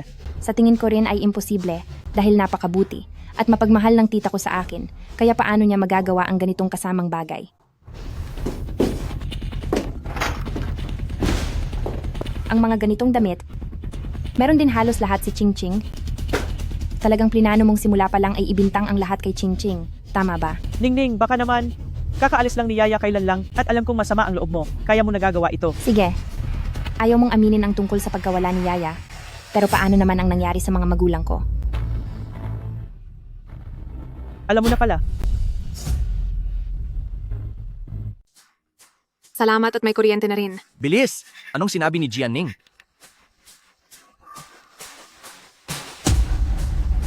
Sekretaryo Chen, ipatawag ang lahat. Pumunta agad sa bahay ni Qian Yue. Sige po. Dalian niyo, bilis. Inamin mo na? Gusto mong agawin ang boyfriend ng ate ko kahit na noong kinasal na sila, hindi ka pa rin tumitigil. Pero hindi mo inasahan na si mama lang ang mahal ng papa ko. Nagseselos ka, kaya palihim mong sinabutahe ang sasakyan nila. Nag-iwan ng kumpanya ang mga magulang ko nang mawala sila at para makaganti. Ginamit mo ang rason na hindi pa ako nasa tamang edad para pamunuan ang kumpanya para sa akin. Pero noong lumaki na ako at nagpakasal, kinonsinti mo si Fang Yue na huwag akong hayaang magtrabaho. Bakit nawala si Yaya? Dahil ba nakita niya na magkasama kayo ni Fang Yue, di ba? Dati pa, ako ang unang nagmahal sa tatay mo. Ang nanay mo ang umagaw sa kanya sa akin. Bakit lahat ng mahal ko ay kailangang kunin niya? Bakit? Gusto ko ring ipatikim sa kanya ang pakiramdam na mawala ang lahat.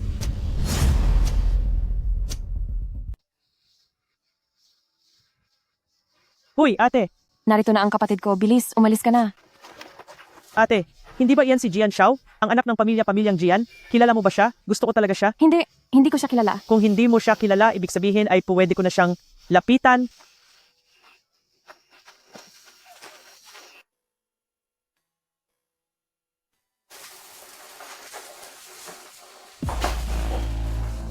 Ate, bakit mo ako niloko? Dati, sabi ng nanay mo hindi raw niya kilala ang tatay mo, pero bakit ngayon nandito ka na? Pinalaki ka na parang isang maliit na prinsesa, habang ako? Noon pa man ay mag-isa lang ako at walang kasama, kaya gumawa ako ng plano sa isang aksidente, may ginalaw ako ng kaunti sa preno. Pero sayang naman, noong oras na iyon ay may sakit ka. Kung hindi ay pati ikaw na wala na rin kasama nila. Masama ang ginagawa mo. Alam mo ba iyon? Kasalanan mo ito dahil pinilit mo ako. E paano si Yaya? Si Yaya ay isang bata lang. Bakit mo siya idinamay sa masamang plano mo? Sino ang may sabing nakita niya kami ni Fang Yue? Tatay,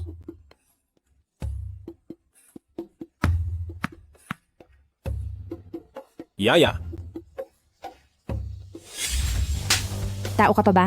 Huwag mo akong pagsabihan. Hindi naman ito mangyayari kung hindi mo rin ginusto. Ibig sabihin ba ay natatakot kang bawiin ko ang kumpanya?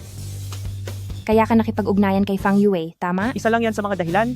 Kamukhang kamukha mo ang nanay mo, sa tuwing nakikita ko ang mukhang yan, parang nakikita ko na rin siya. Nagawala niya ang lalaking mahal ko noon, kaya bakit hindi ko pwedeng agawin ang asawa ng anak niya? Isa kang baliw. Pinilit mo lang ako. Tatawag ako ng pulis. Qian Yue, pagbabayarin kita.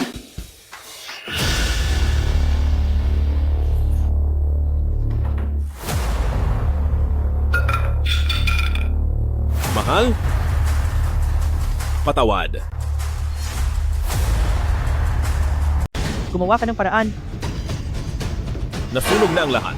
Nasunog na ang lahat. Nasunog na ang lahat.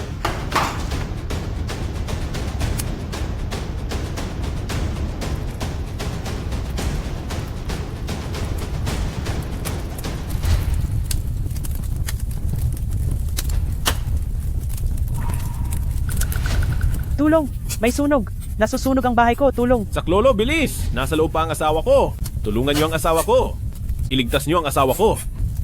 Tara na, tulungan niyo ang asawa ko. Saklolo, may sunog. Kagabi, sa tahanan ng chairperson ng Mengye Group na si Qian Yue, dahil sa luma ng wiring, nagkaroon ng sunog at may isang nawala na. Pinapaalalahanan po ang lahat na suriin ang mga lumang kagamitan upang hindi na maulit ang trahedya. Bakit? Hindi ka ba masaya? May nararamdaman ka pa rin ba sa kanya? Wala naman. Dapat kang masaya? Pagkatapos ng 3 buwan ay magkakaroon ng board meeting, wala na si Jianning. At ako, si Qian Yue, ang matagumpay na kukuha ng kanyang 51% na shares at kokontrol sa Mengye Group. Jianning, hindi ko sinasadyang gawan ka ng masama. Sisihin mo. Ang sarili ko dahil hindi ko kayang mawala ang lahat sa akin. Buhay pa ba ako? Malubha ang pinsala sa mukha. Simula na ang operasyon ngayon din. Kung hindi ako nawala, Diyos ko, bigyan mo po ako ng pagkakataong makapaghiganti.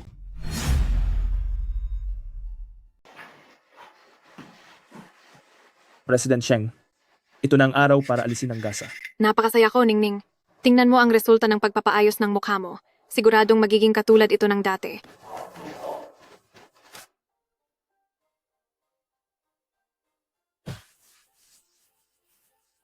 Pangit ba ako? Sa bagay, ganoon kalala ang mga sunog. Normal lang na hindi ito masyadong maganda tingnan. Ningning, ikaw mismo ang tumingin. Sige po, ang pag-aayos na ito ay ang pinakamatagumpay na nagawa ko. Pero Miss Jan, may mga sunog din sa katawan mo. May malalang parte sa malapit sa iyong balagat, kaya ginawa namin itong hugis ng isang butterfly na balat. Gustong-gusto ng anak ko ang mga butterfly. Salamat sa iyo. Sheng Yan, salamat din sa iyo. Minsan lamang kita natulungan noon, ngunit halos ibigay mo ang buhay mo. Mailigtas lang ako mula sa malaking sunog. Bakit? Ilang beses ko bang kailangang sabihin ito sa loob ng 3 buwan? Gusto mo ba talagang maging isang taong nagligtas sa iyo, pero itinago at ayaw amainin mabuting tao? Ibinababa mo ba ako sa pagiging good boy lang? Totoo iyan, Ningning. Ang ating President Sheng ay talagang... Sayang, mayroon pa ba talagang matitirang mabuting lalaki sa mundo? Siya nga pala. Sila Qian Yue ay nagbabalak na mag-press conference, sinasabi nilang 100% na nilang kontrolado ang Mengye Group. Ano ang plano mo? Dahil hindi hinayaan ng langit na mawala ang buhay ni Jianning, lalabanan ko sila hanggang sa huli. Gusto nilang agawin ang pamamahala sa Mengye Group. Nananaginip sila ng gising.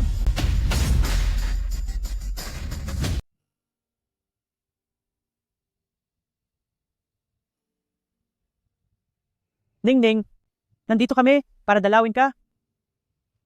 Huwag kang mag-alala, sina Ningning at Yaya ay magkasama na doon sa kabilang buhay. Hindi na sila mag-iisa. Mga Ginoo, matagal nang wala si Ningning, may ilang bagay na dapat na nating linawin. Noong una, ang Mengye Group ay iniwan ni Jian Xiao dahil wala pa sa tamang edad si Ningning noon. Ako muna ang humawak ng mga share. Ngayong wala na si Ningning, ang kanyang mga share ay dapat nang ilipat sa akin. Sang-ayon ako. Sa nakalipas na mga taon, ang kumpanya ay palaging pinamamahalaan ni Tagapulong Qian. Si Tagapulong Qian ay naging napakasipag at tapat sa kanyang trabaho para sa kumpanya. Tingin ko sa puntong ito, na ibigay ang mga share kay Tagapulong Qian ang pinakatamang desisyon. Sa palagay ko, yun din ang gusto ni Ningning. Sino ang sang-ayon? Sino ang tututol? Sang-ayon ako na si Qian Yue ang maging ganap na pinuno ng Mengye Group. Sang-ayon ako. Sang-ayon ako. Sang-ayon ako. Ako rin. Sang-ayon ako. Tagapulong Qian, dahil narito na tayo sa desisyong ito, maaari nyo na pong pirmahan ang kontratang ito. Sa wakas, ang Mengye Group ay ganap na sa akin na... Hindi ako sang-ayon.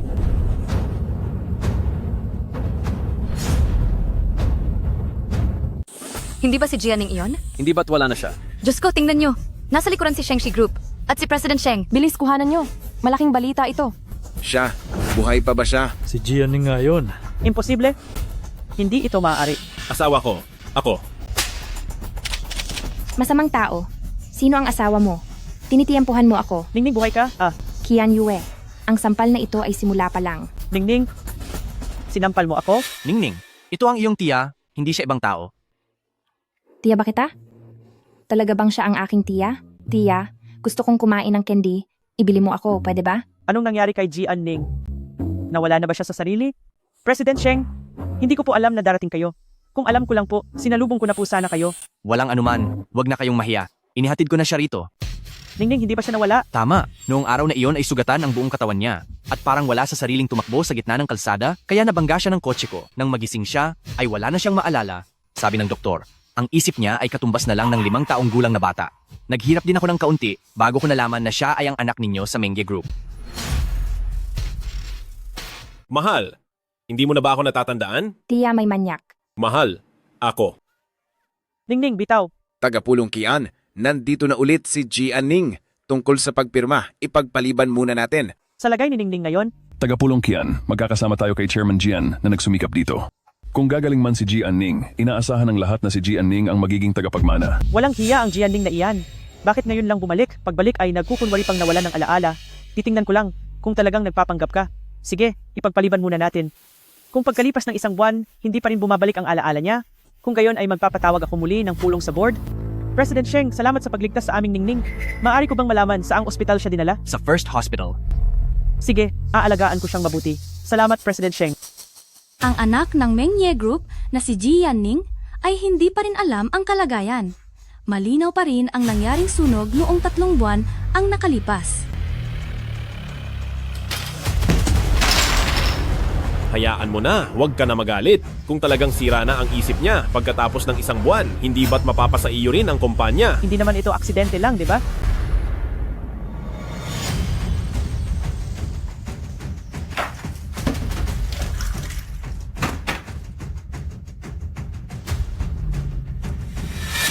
Gusto mo akong subukan?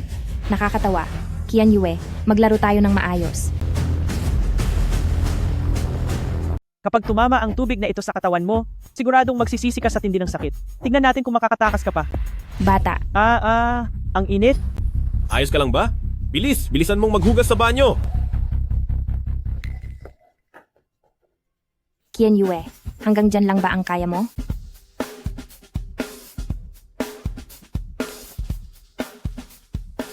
Mabuti na lang at mabilis ako, kundi ay malamang na nasaktan ako ng husto. Nasaan si Jian Ning? Nandoon ba siya sa loob ng kwarto? Naalala ko, ang mga abo ni Yaya, nandoon ba sa loob? Anong binabalak mo? Mahal na mahal niya si Yaya, kaya kapag kinuha at isinabog ko ang kanyang mga abo, tignan lang natin kung makakaasta pa siya.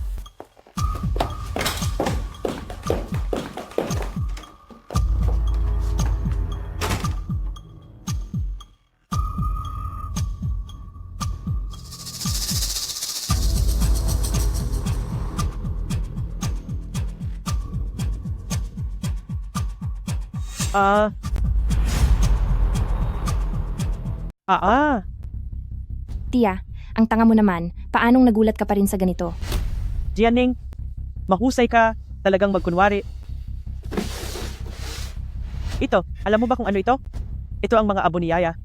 Dapat ay mas kabisado mo ito kumpara sa kahit na sino. Kung aaminin mong nagpapanggap ka lang, ibabalik ko ito sa iyo. Pero kung hindi ka aamin,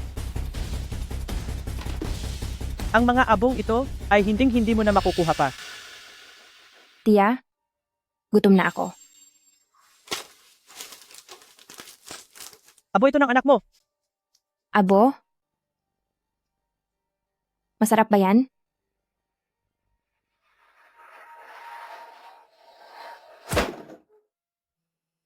Tama na.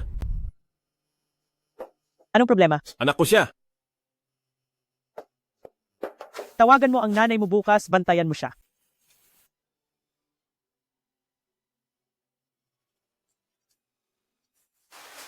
Kailangan mo ba ng tulong?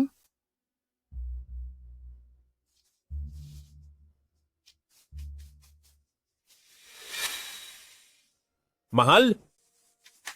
Patawad. Hindi dapat kita tinalo ng ganoon noon? Bibigyan mo ba ako ng isa pang pagkakataon?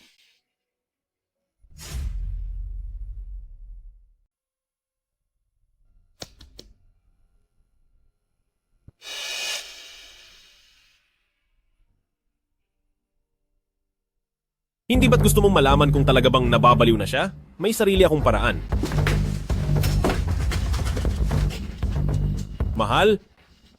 Madilim na. Oras na para matulog. Umalis ka riyan, masamang lalaki. Masamang lalaki, masamang lalaki. Masamang lalaki. Masamang lalaki na naghuhubad ng damit ko. Mahal? Mahal? Ako ang asawa mo. Tingnan mo itong sayo. Buksan mo ang pinto, masamang tao. Paparusahan kita sa ngalan ng buwan. Bilisan mo, buksan mo ang pinto. Hindi ba tinatanong mo palagi kung saang ospital siya nagpapagamot? Tingnan mo iyon mamayang umaga. Bukas, susunduin ko ang nanay ko para ibalik dito at pagkatapos ay babantayan natin siya. Lalabas din ang katotohanan, hindi mo maitatago ang totoo. Titingnan natin kung hanggang kailan siya magpapanggap. Gusto mong makatulog ng mahimbing? Hinding-hindi.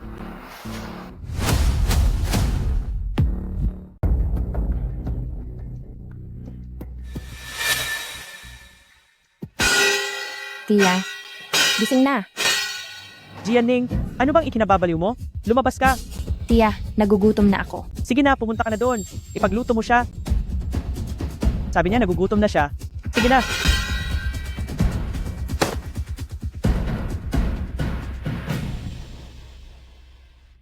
May nahanap ka ba? Miss Jian, totoo po ang lahat. Laging nasa ospital si Jian Ning para magpagamot, ang isip niya ay parang 5 taong gulang lang at napakaliit ng tsansa na bumalik ang alaala niya. Talaga bang ako lang ang masyadong sensitibo? Grabe naman, pinauwi niyo pa ako galing sa malayo. Aba, lumayas ka sa harap ko. Wala kang lugar dito sa hapagkainan.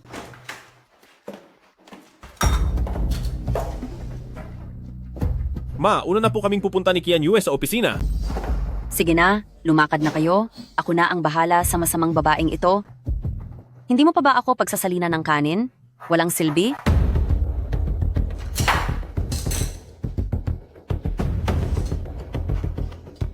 Matagal mo nang alam na si Fang Yue ay nangangaliwa, pero tinakpan mo pa rin sila. May pananagutan ka rin kung bakit wala na si Yaya.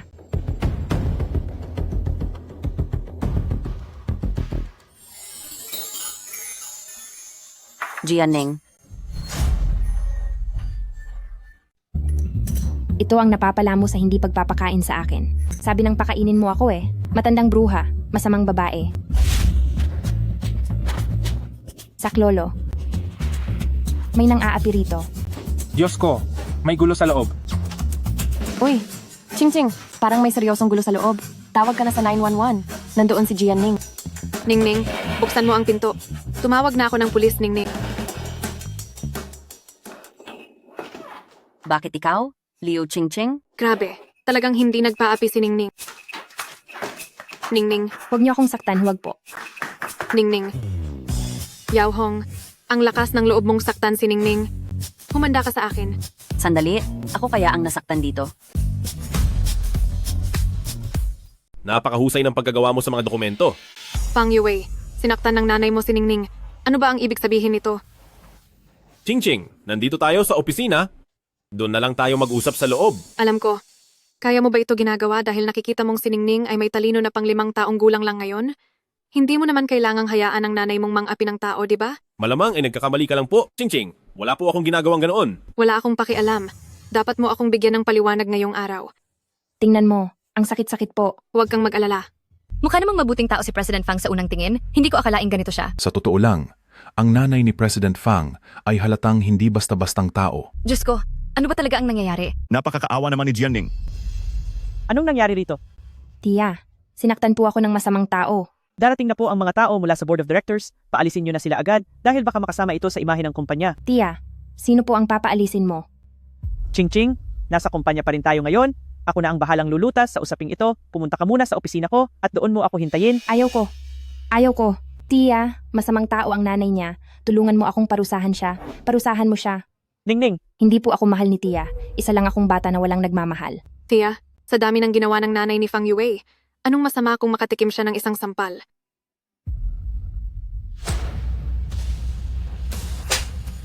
Tia, kahit na hindi ganap ang kaisipan ni Ningning, pero naiintindihan naman niya ang lahat.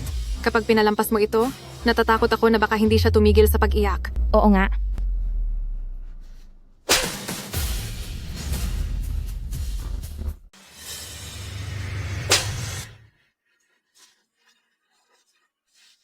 Ningning, okay na ba ang lahat? Tia, napakabait mo sa akin. Tia, masamang tao siya. Pwede ka ba sa gabi na huwag matulog kasama niya? Sa akin ka na lang matulog, sige na? Ningning, anong pinagsasabi mo? Anong sabi mo? President Zhang, President Chen, nagdedeliryo lang siya. Qian Yue, ang isip ni Jian Ning ay parang 5 taong gulang pa lang. Ibig mo bang sabihin, nagsisinungaling siya? Ningning, ako, ang iyong Tito Zhang. Sabi mo ba kanina na natulog silang magkasama? Ningning, mag-ingat ka sa mga sinasabi mo. Ningning, alam kong ayaw mo sa bahay na yon, pero ang mga bagay na hindi naman nangyari ay huwag mong imbentuhin. Bibigyan mo lang ako ng problema sa ginagawa mo. Tito Zhang, baka namalikmata lang ako. Maraming tao rito. Huwag tayong gumawa ng eksena. Ching-ching, bilis at ilayo mo na si Ningning dito. Tara na, uwi na tayo. Opo. Nakakatawa talaga ang mga mukha ni na Qian Yue at Fang Yue kanina ay naging kasing pula ng atay ng baboy sa hiya. Simula pa lang ito, sisiguraduhin kong masisira ang dangal nila. Nagpadala ng tao si Qian Yue sa ospital para imbestigahan ka. Pero huwag kang mag-alala na asikaso na iyon ng mga tao ko. Salamat. Hanggang kailan mo balak magtiis? Hindi muna nila malalaman ang totoo sa ngayon dahil kailangan ko pang mahanap ang mga tunay na ebidensya laban kina Fang Yue at Qian Yue, isang matibay na katunayan na silang dalawa nga ay magkasabwat. At kailangan ko ring mahanap ang ebidensya na sila ang dahilan kung bakit nawala ang anak ko. Isang tao na nga lang ang babantayan mo, hindi mo pa magawa. Pumunta siya sa kumpanya ko para manggulo ngayong araw. Alam mo ba kung gaano kalaki ang epekto nito sa akin? Nako, anak ko, tingnan mo namang mabuti ang mukha ng nanay mo. Hindi ako ang nanakit sa kanya. Siya kaya itong nanakit sa akin. Sinungaling ka. Ikaw kaya ang unang nanakit sa akin. Tama na, lumitaw si Jian Ning. Muling susuriin ng Board of Directors ang tungkol sa paghawak ni Mengye Group sa mga bagay-bagay. Sa ganitong napaka-importanteng pagkakataon, hindi ko hahayaang magkaroon ng kahit anong aberya. Alam nyo ba, nasampal pa ako ngayong araw? Ano? Nasampal ka? Dali, patingin kay mama. Saan banda? Naku naman. Sige na, tama na yan. Wala ring mangyayari kung itutuloy nyo yan. Maraming sinasabi si Jian Ning at walang sino man ang makakapigil sa kanya sa pagsasalita ng kung ano-ano. Gawin na lang natin ito. Lalabas muna ako para umiwas muna sa gulo. Jian Ning, kung nagpapanggap ka lang, napaka-epektibo ng pag-arte mo. Kapag ang mga bagay sa labas ay naayos ko na, hanapin mo na lang ako. Anak, dehado ka masyado rito. Napakabata mo pa naman. Tingnan mo siya, matanda na siya at higit sa lahat, wala siyang respeto sa akin. Naku ma, wag na po kayong masyadong magsalita. Tingin ko sa'yo, gutom ka lang talaga. Sa labas titira.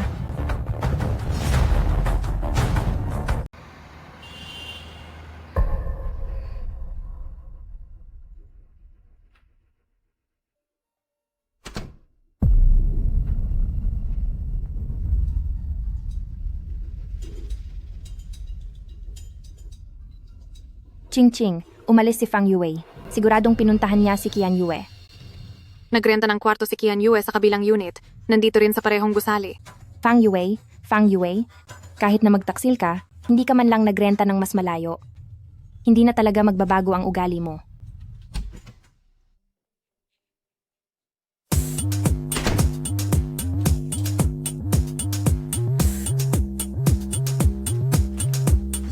President Zhang po.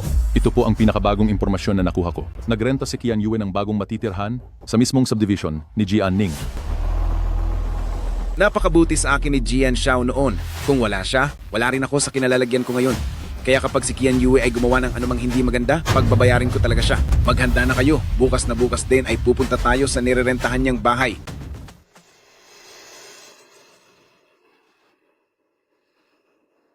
Parang may isang maliit na pusa na masyadong malikot ang mga kamay. Masarap ang maging bata, hindi gaya ko. Bakit? Anong problema? Nananatili pa rin naman ang ganda mo. Qian Yue. Hindi ito maaari. Kakarenta ko lang ng bahay na ito. Qian Yue, buksan mo ang pinto. Si President Zhang iyon, nalaman na niya ang tungkol sa akin. Bilis, magtago ka na.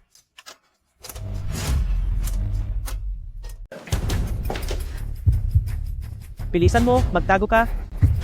Ay! Hay, halata masyado ito. Doon ka. Sige. Tumalon ka rito. Kapag tumalon ako rito, wala na akong buhay. Kapag hindi ka tumalon, pareho tayong mapaparusahan.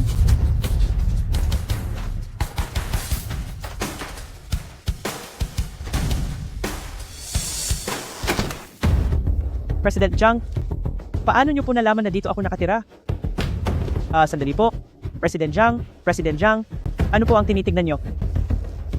Kian Yue, dapat alam mo kung ano ang ugnayan namin ni pamilyang Gian. Sana ay wala kang gawin na kung anong gulo. Alam mo naman po kung ano ang ugnayan namin ni Ningning. Kapabalik lang po ni Ningning, di ba? Medyo hindi po maayos ang pag-iisip niya. Kung ano-ano po ang sinasabi niya. Dapat ay kumuha ako ng maraming tao para sumugod at kumuha ng litrato. Pero mukhang ngayon, pati ang langit ay kumakampi sa akin. Fang Yue, oras na para magbayad ka. Sir, sa 911, gusto ko pong mag-report. Balak tumalon ng asawa ko mula sa gusali. Wow! Tingnan mo! May tatalon sa gusali. Napakabata pa niya. Asawa ko iyon. Asawa ko siya. Asawa mo? Hoy! Hoy! Wag mong ituloy iyan. Paano na ang asawa mo kung mawawala ka? Mahal, huwag kang tatalon. Huwag kang mawala sa akin. Bilis, bilis! May tatalon. I-livestream yun na agad. Kasalukuyang nagaganap sa Huai Shui Road ang isang tangkang pagpapakamatay. Narito tayo ngayon sa eksena para tingnan ang nangyayari. Ang daming tao. Bakit napakaingay sa labas? Ay, President Jiang, hindi po. May mga nag-ehersisyo lang sa labas. Normal lang na medyo maingay. Hoy, President Jiang! President Jiang. Kian Yue, kung gusto mong makuha ang Mengye Group, maliban na lang kung si Jian Ning mismo ang magbigay nito sa iyo. Kung hindi, ay nananaginip ka lang.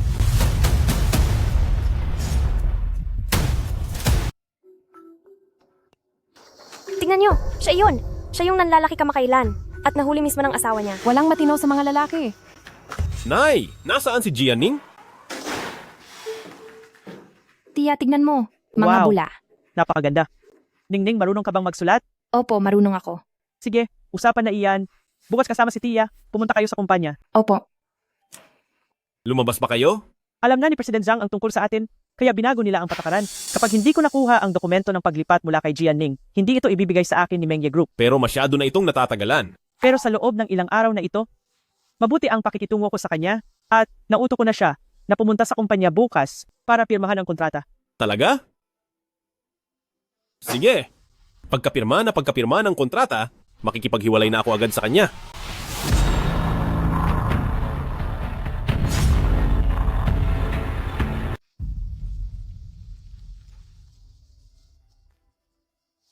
Yaya, andito na si Mama para makita ka. Tingnan mo kung gaano katalino si Mama. Lihim kitang itinago at humanap ako ng napakagandang lugar para sa iyo. Pangako ko sa iyo, ang lahat ng taong nanakit sa iyo, sisiguraduhin ni Mama na sila ay pagbabayarin ko. Dadalhin ko silang lahat sa harap mo para lumuhod at humingi ng tawad sa iyo. Ingat. Bakit ka nandito?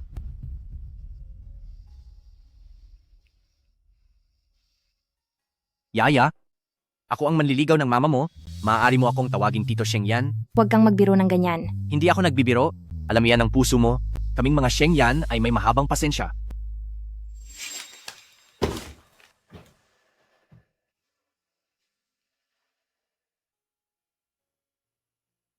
Sino ka ba? Noong 20 taon na ang nakalipas, sinabi mong ako ang taong poprotektahan mo. Parang natatandaan na kita.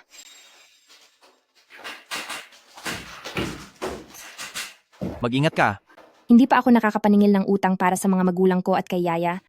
Hindi ako pwedeng sumuko. Sasabayan kita. Yaya, Ayos lang, nandito ako. napanaginipan ko si Yaya. Pumunta siya para hanapin ako. Nandun na sa kumpanya si Kian Yue. Ngayong araw, matatapos na ang lahat. Jian Ning, alam mo ba kung ano ang nasa harap mo? Alam ko po. President Jiang, hindi ko pinilit si Ningning. Ginagawa niya ang lahat ng kusa. Hindi maganda ang nangyayari sa Mengye Group nitong mga nakaraan. Kapag hindi pa natin tiniyak kung sino ang mamumuno, natatakot akong lalo itong maging magulo. Jian Ning, kapag pinirmahan mo iyan, magiging pagmamay-ari na ng Kian Yue ang kumpanya. Ang tita ko po. Napakabait po sa akin ng tita ko. President Jiang, nakikita mo naman, kung sino ang mabuti sa kanya, alam yan ng puso niya. Halika. Ningning, tinuruan na kita noong nakaraan. Dito. Tama, dito, ilagay mo ang pangalan mo. Naiintindihan mo ba? Opo. walang problema ang kontrata, kaya pumirma ka na. Ipakita mo muna sa kanya kung walang problema. Bakit nagmamadali ka? Uulitin ko ang sinabi ko. Basta't payag siya, ayos lang. Pero kapag pinilit mo siya, hindi ko to kikilalanin. Ayaw kong ipakita sa inyo. Ha? Hindi naman ako titingin. Nakapirma na ako. Sa wakas ay nakapirma na rin siya. Hay nako, ang ating siningning talagang napaka... Bakit ka nag-drawing ng pagong dito? Bakit ka nag-drawing ng pagong sa taas? Tia, hindi ba cute ang pagong? Niloloko mo ako. Tigil. Jian-ning, ikaw. Dalawa sa presyo ng isa, ang suwerte mo na. Nananadya ka lang?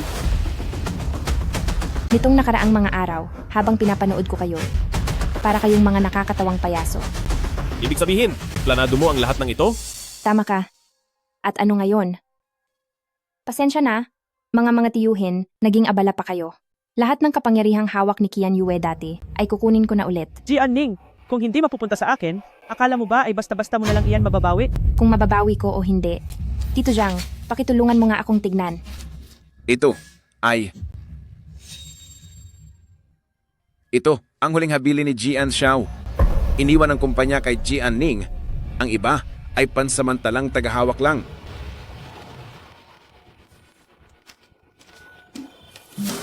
Tignan mong mabuti, huling habilin ito ng tatay ko, at may selyo pa ito ng gobyerno. Ito ang huling habilin ng tatay ko, at may selyo pa ito ng notaryo. Hindi maaari. Imposible ito. Baka naman peke iyan. Peke? Sa totoo lang, dapat pa nga kitang pasalamatan, Fang Yue. Nakita ko ito sa loob ng basag na frame ng larawan. Lumabas ka.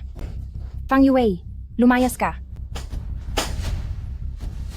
Hinding-hindi ko inakala na bukod sa pagkawala ng aking mga magulang at sa nangyari sa anak ko, ay gagawin niyo pang patahimikin ako habang buhay. Ano? Jian-ning, totoo ba ang sinasabi mo? Siyempre.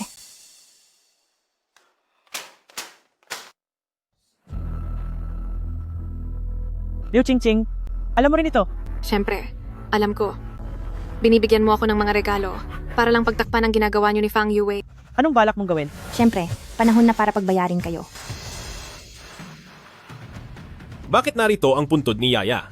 Matagal ko nang hinala na may mali sa pagkawala ni Yaya, kaya bago pa man siya mapunta sa krematorium, palihim ko na siyang kinuha. Walang laman ang krematorium na iyon. Luhod.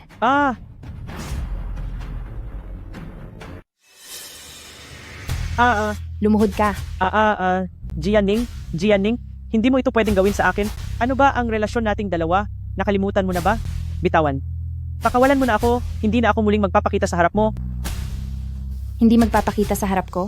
Bakit? Kaya mo bang pabalikin ang mga magulang ko? At pati si Yaya, magagawa mo ba iyon? Jian-ning, hindi na may babalik ang mga wala na. Nagtatrabaho naman ako para sa kumpanya ng maraming taon. Kahit wala akong parangal, may mga pinaghirapan din naman ako, di ba? Pinaghirapan, ganoon ba? Kung ganoon ay bibigyan kita ng munting regalo. 10 taon ka na sa kumpanya, kaya bibigyan kita ng 10 sampal. Tama lang iyon, di ba? Jian-ning, pakiusap. Nagmamakaawa ako, pakawalan mo na ako. Pakakawalan kita? Eh sino naman ang magpapatawad para sa mga wala na? Jian-ning, siya na lang ang tanging kamag-anak mo. Fang Yue, huwag kang magmadali. Susunod ka na rin. Tingnan mong mabuti kung sino ang nasa ibaba. Paano mo ito nagawang gawin? Napakabata pa ni Yaya, buong araw siyang naghihintay at iniisip ang kaniyang ama, pero ano ang nangyari? Ning-ning, kumalma ka lang. President Sheng, pumunta ka na agad sa puntod ni Yaya. Fang Yue, sa rami ng taon na naging asawa mo ako, hindi ako humingi ng anumang kapalit. Ang tanging gusto ko lang ay ang kaligtasan ng pamilya ko. Kahit ang simpleng hiling na ito, hindi mo pa rin ba magagawa? Asawa ko. Huwag mo akong tawaging asawa. Nasusuka ako sa'yo. Misis ko? Patawad, nagkamali ako. Sinabi ng, huwag mo akong tawaging asawa mo. Ning-ning, nagkamali ako. Fang Yue, nawala na si Yaya sa araw bago ang kaniyang kaarawan. Masaya ka na ba? Naging pabaya ako sa kaniya. Si Yaya ang buhay ko. Kung hindi mo siya mahal, sana binitiwan mo na lang siya. Bakit mo pa siya sinaktan? Yaya, patawarin mo ang iyong ama. Fang Yue, Qian Yue, sisiguraduhin kong pagbabayarin niyo ang pagkawala ni Yaya. Ning-ning, huwag kang gumawa ng anumang ikapapahamak mo.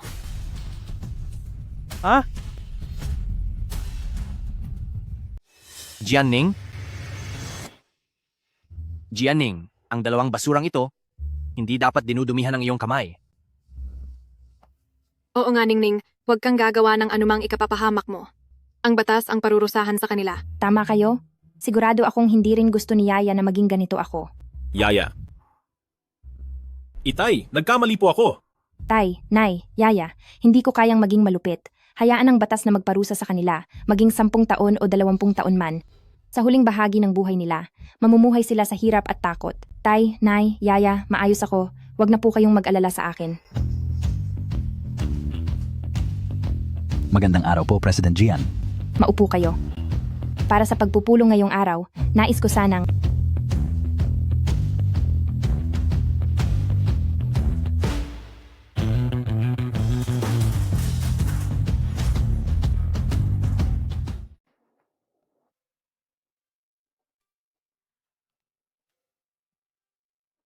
Samput isa na pala ng gabi.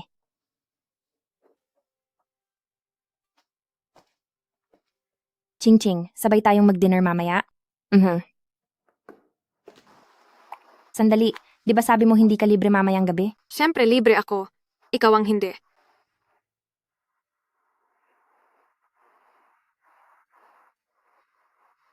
Sige na, umalis ka na. Punta na. Ngayon ka lang natapos sa trabaho? Wala akong magagawa. Kahit na nakapagtapos ako ng kursong finance, matagal din akong nawala sa kumpanya. Maraming mga bagay na kailangan ko uling pag-aralan. Sa buong gusali, opisina mo lang ang tanging may ilaw. Ang ibig kong sabihin, binabantayan talaga kita. Siyang yan. Ako. May pagkakataon ba na maaya kitang mag-dinner? Ang eksenang ito ay maraming beses ko nang napanaginipan, sa wakas ay natupad na rin ngayon. Ito ang pangalawang beses na nakatanggap ako ng bulaklak sa loob ng 5 taon. Baka hindi ka maniwala, pero noong unang beses, noong nawala si Yaya, at nagduda akong nanunoloko si Fang Yue. Sa kalsada ko lang iyon natanggap. Sigurado ka ba? Sigurado ka ba? Siyempre, sigurado ako. Hay, hindi ko rin alam kung ang mga bulaklak na ipinadala ko sa loob ng 3 buwan ay hindi ba sapat para mapansin mo, kaya hindi mo man lang maalala.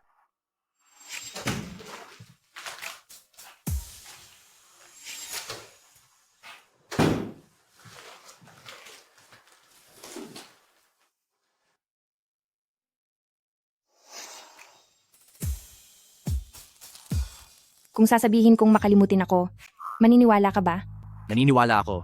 Nga pala, may alam akong paraan para mas bumuti ang memorya mo. Anong paraan? Pag-usapan natin habang naglalakad.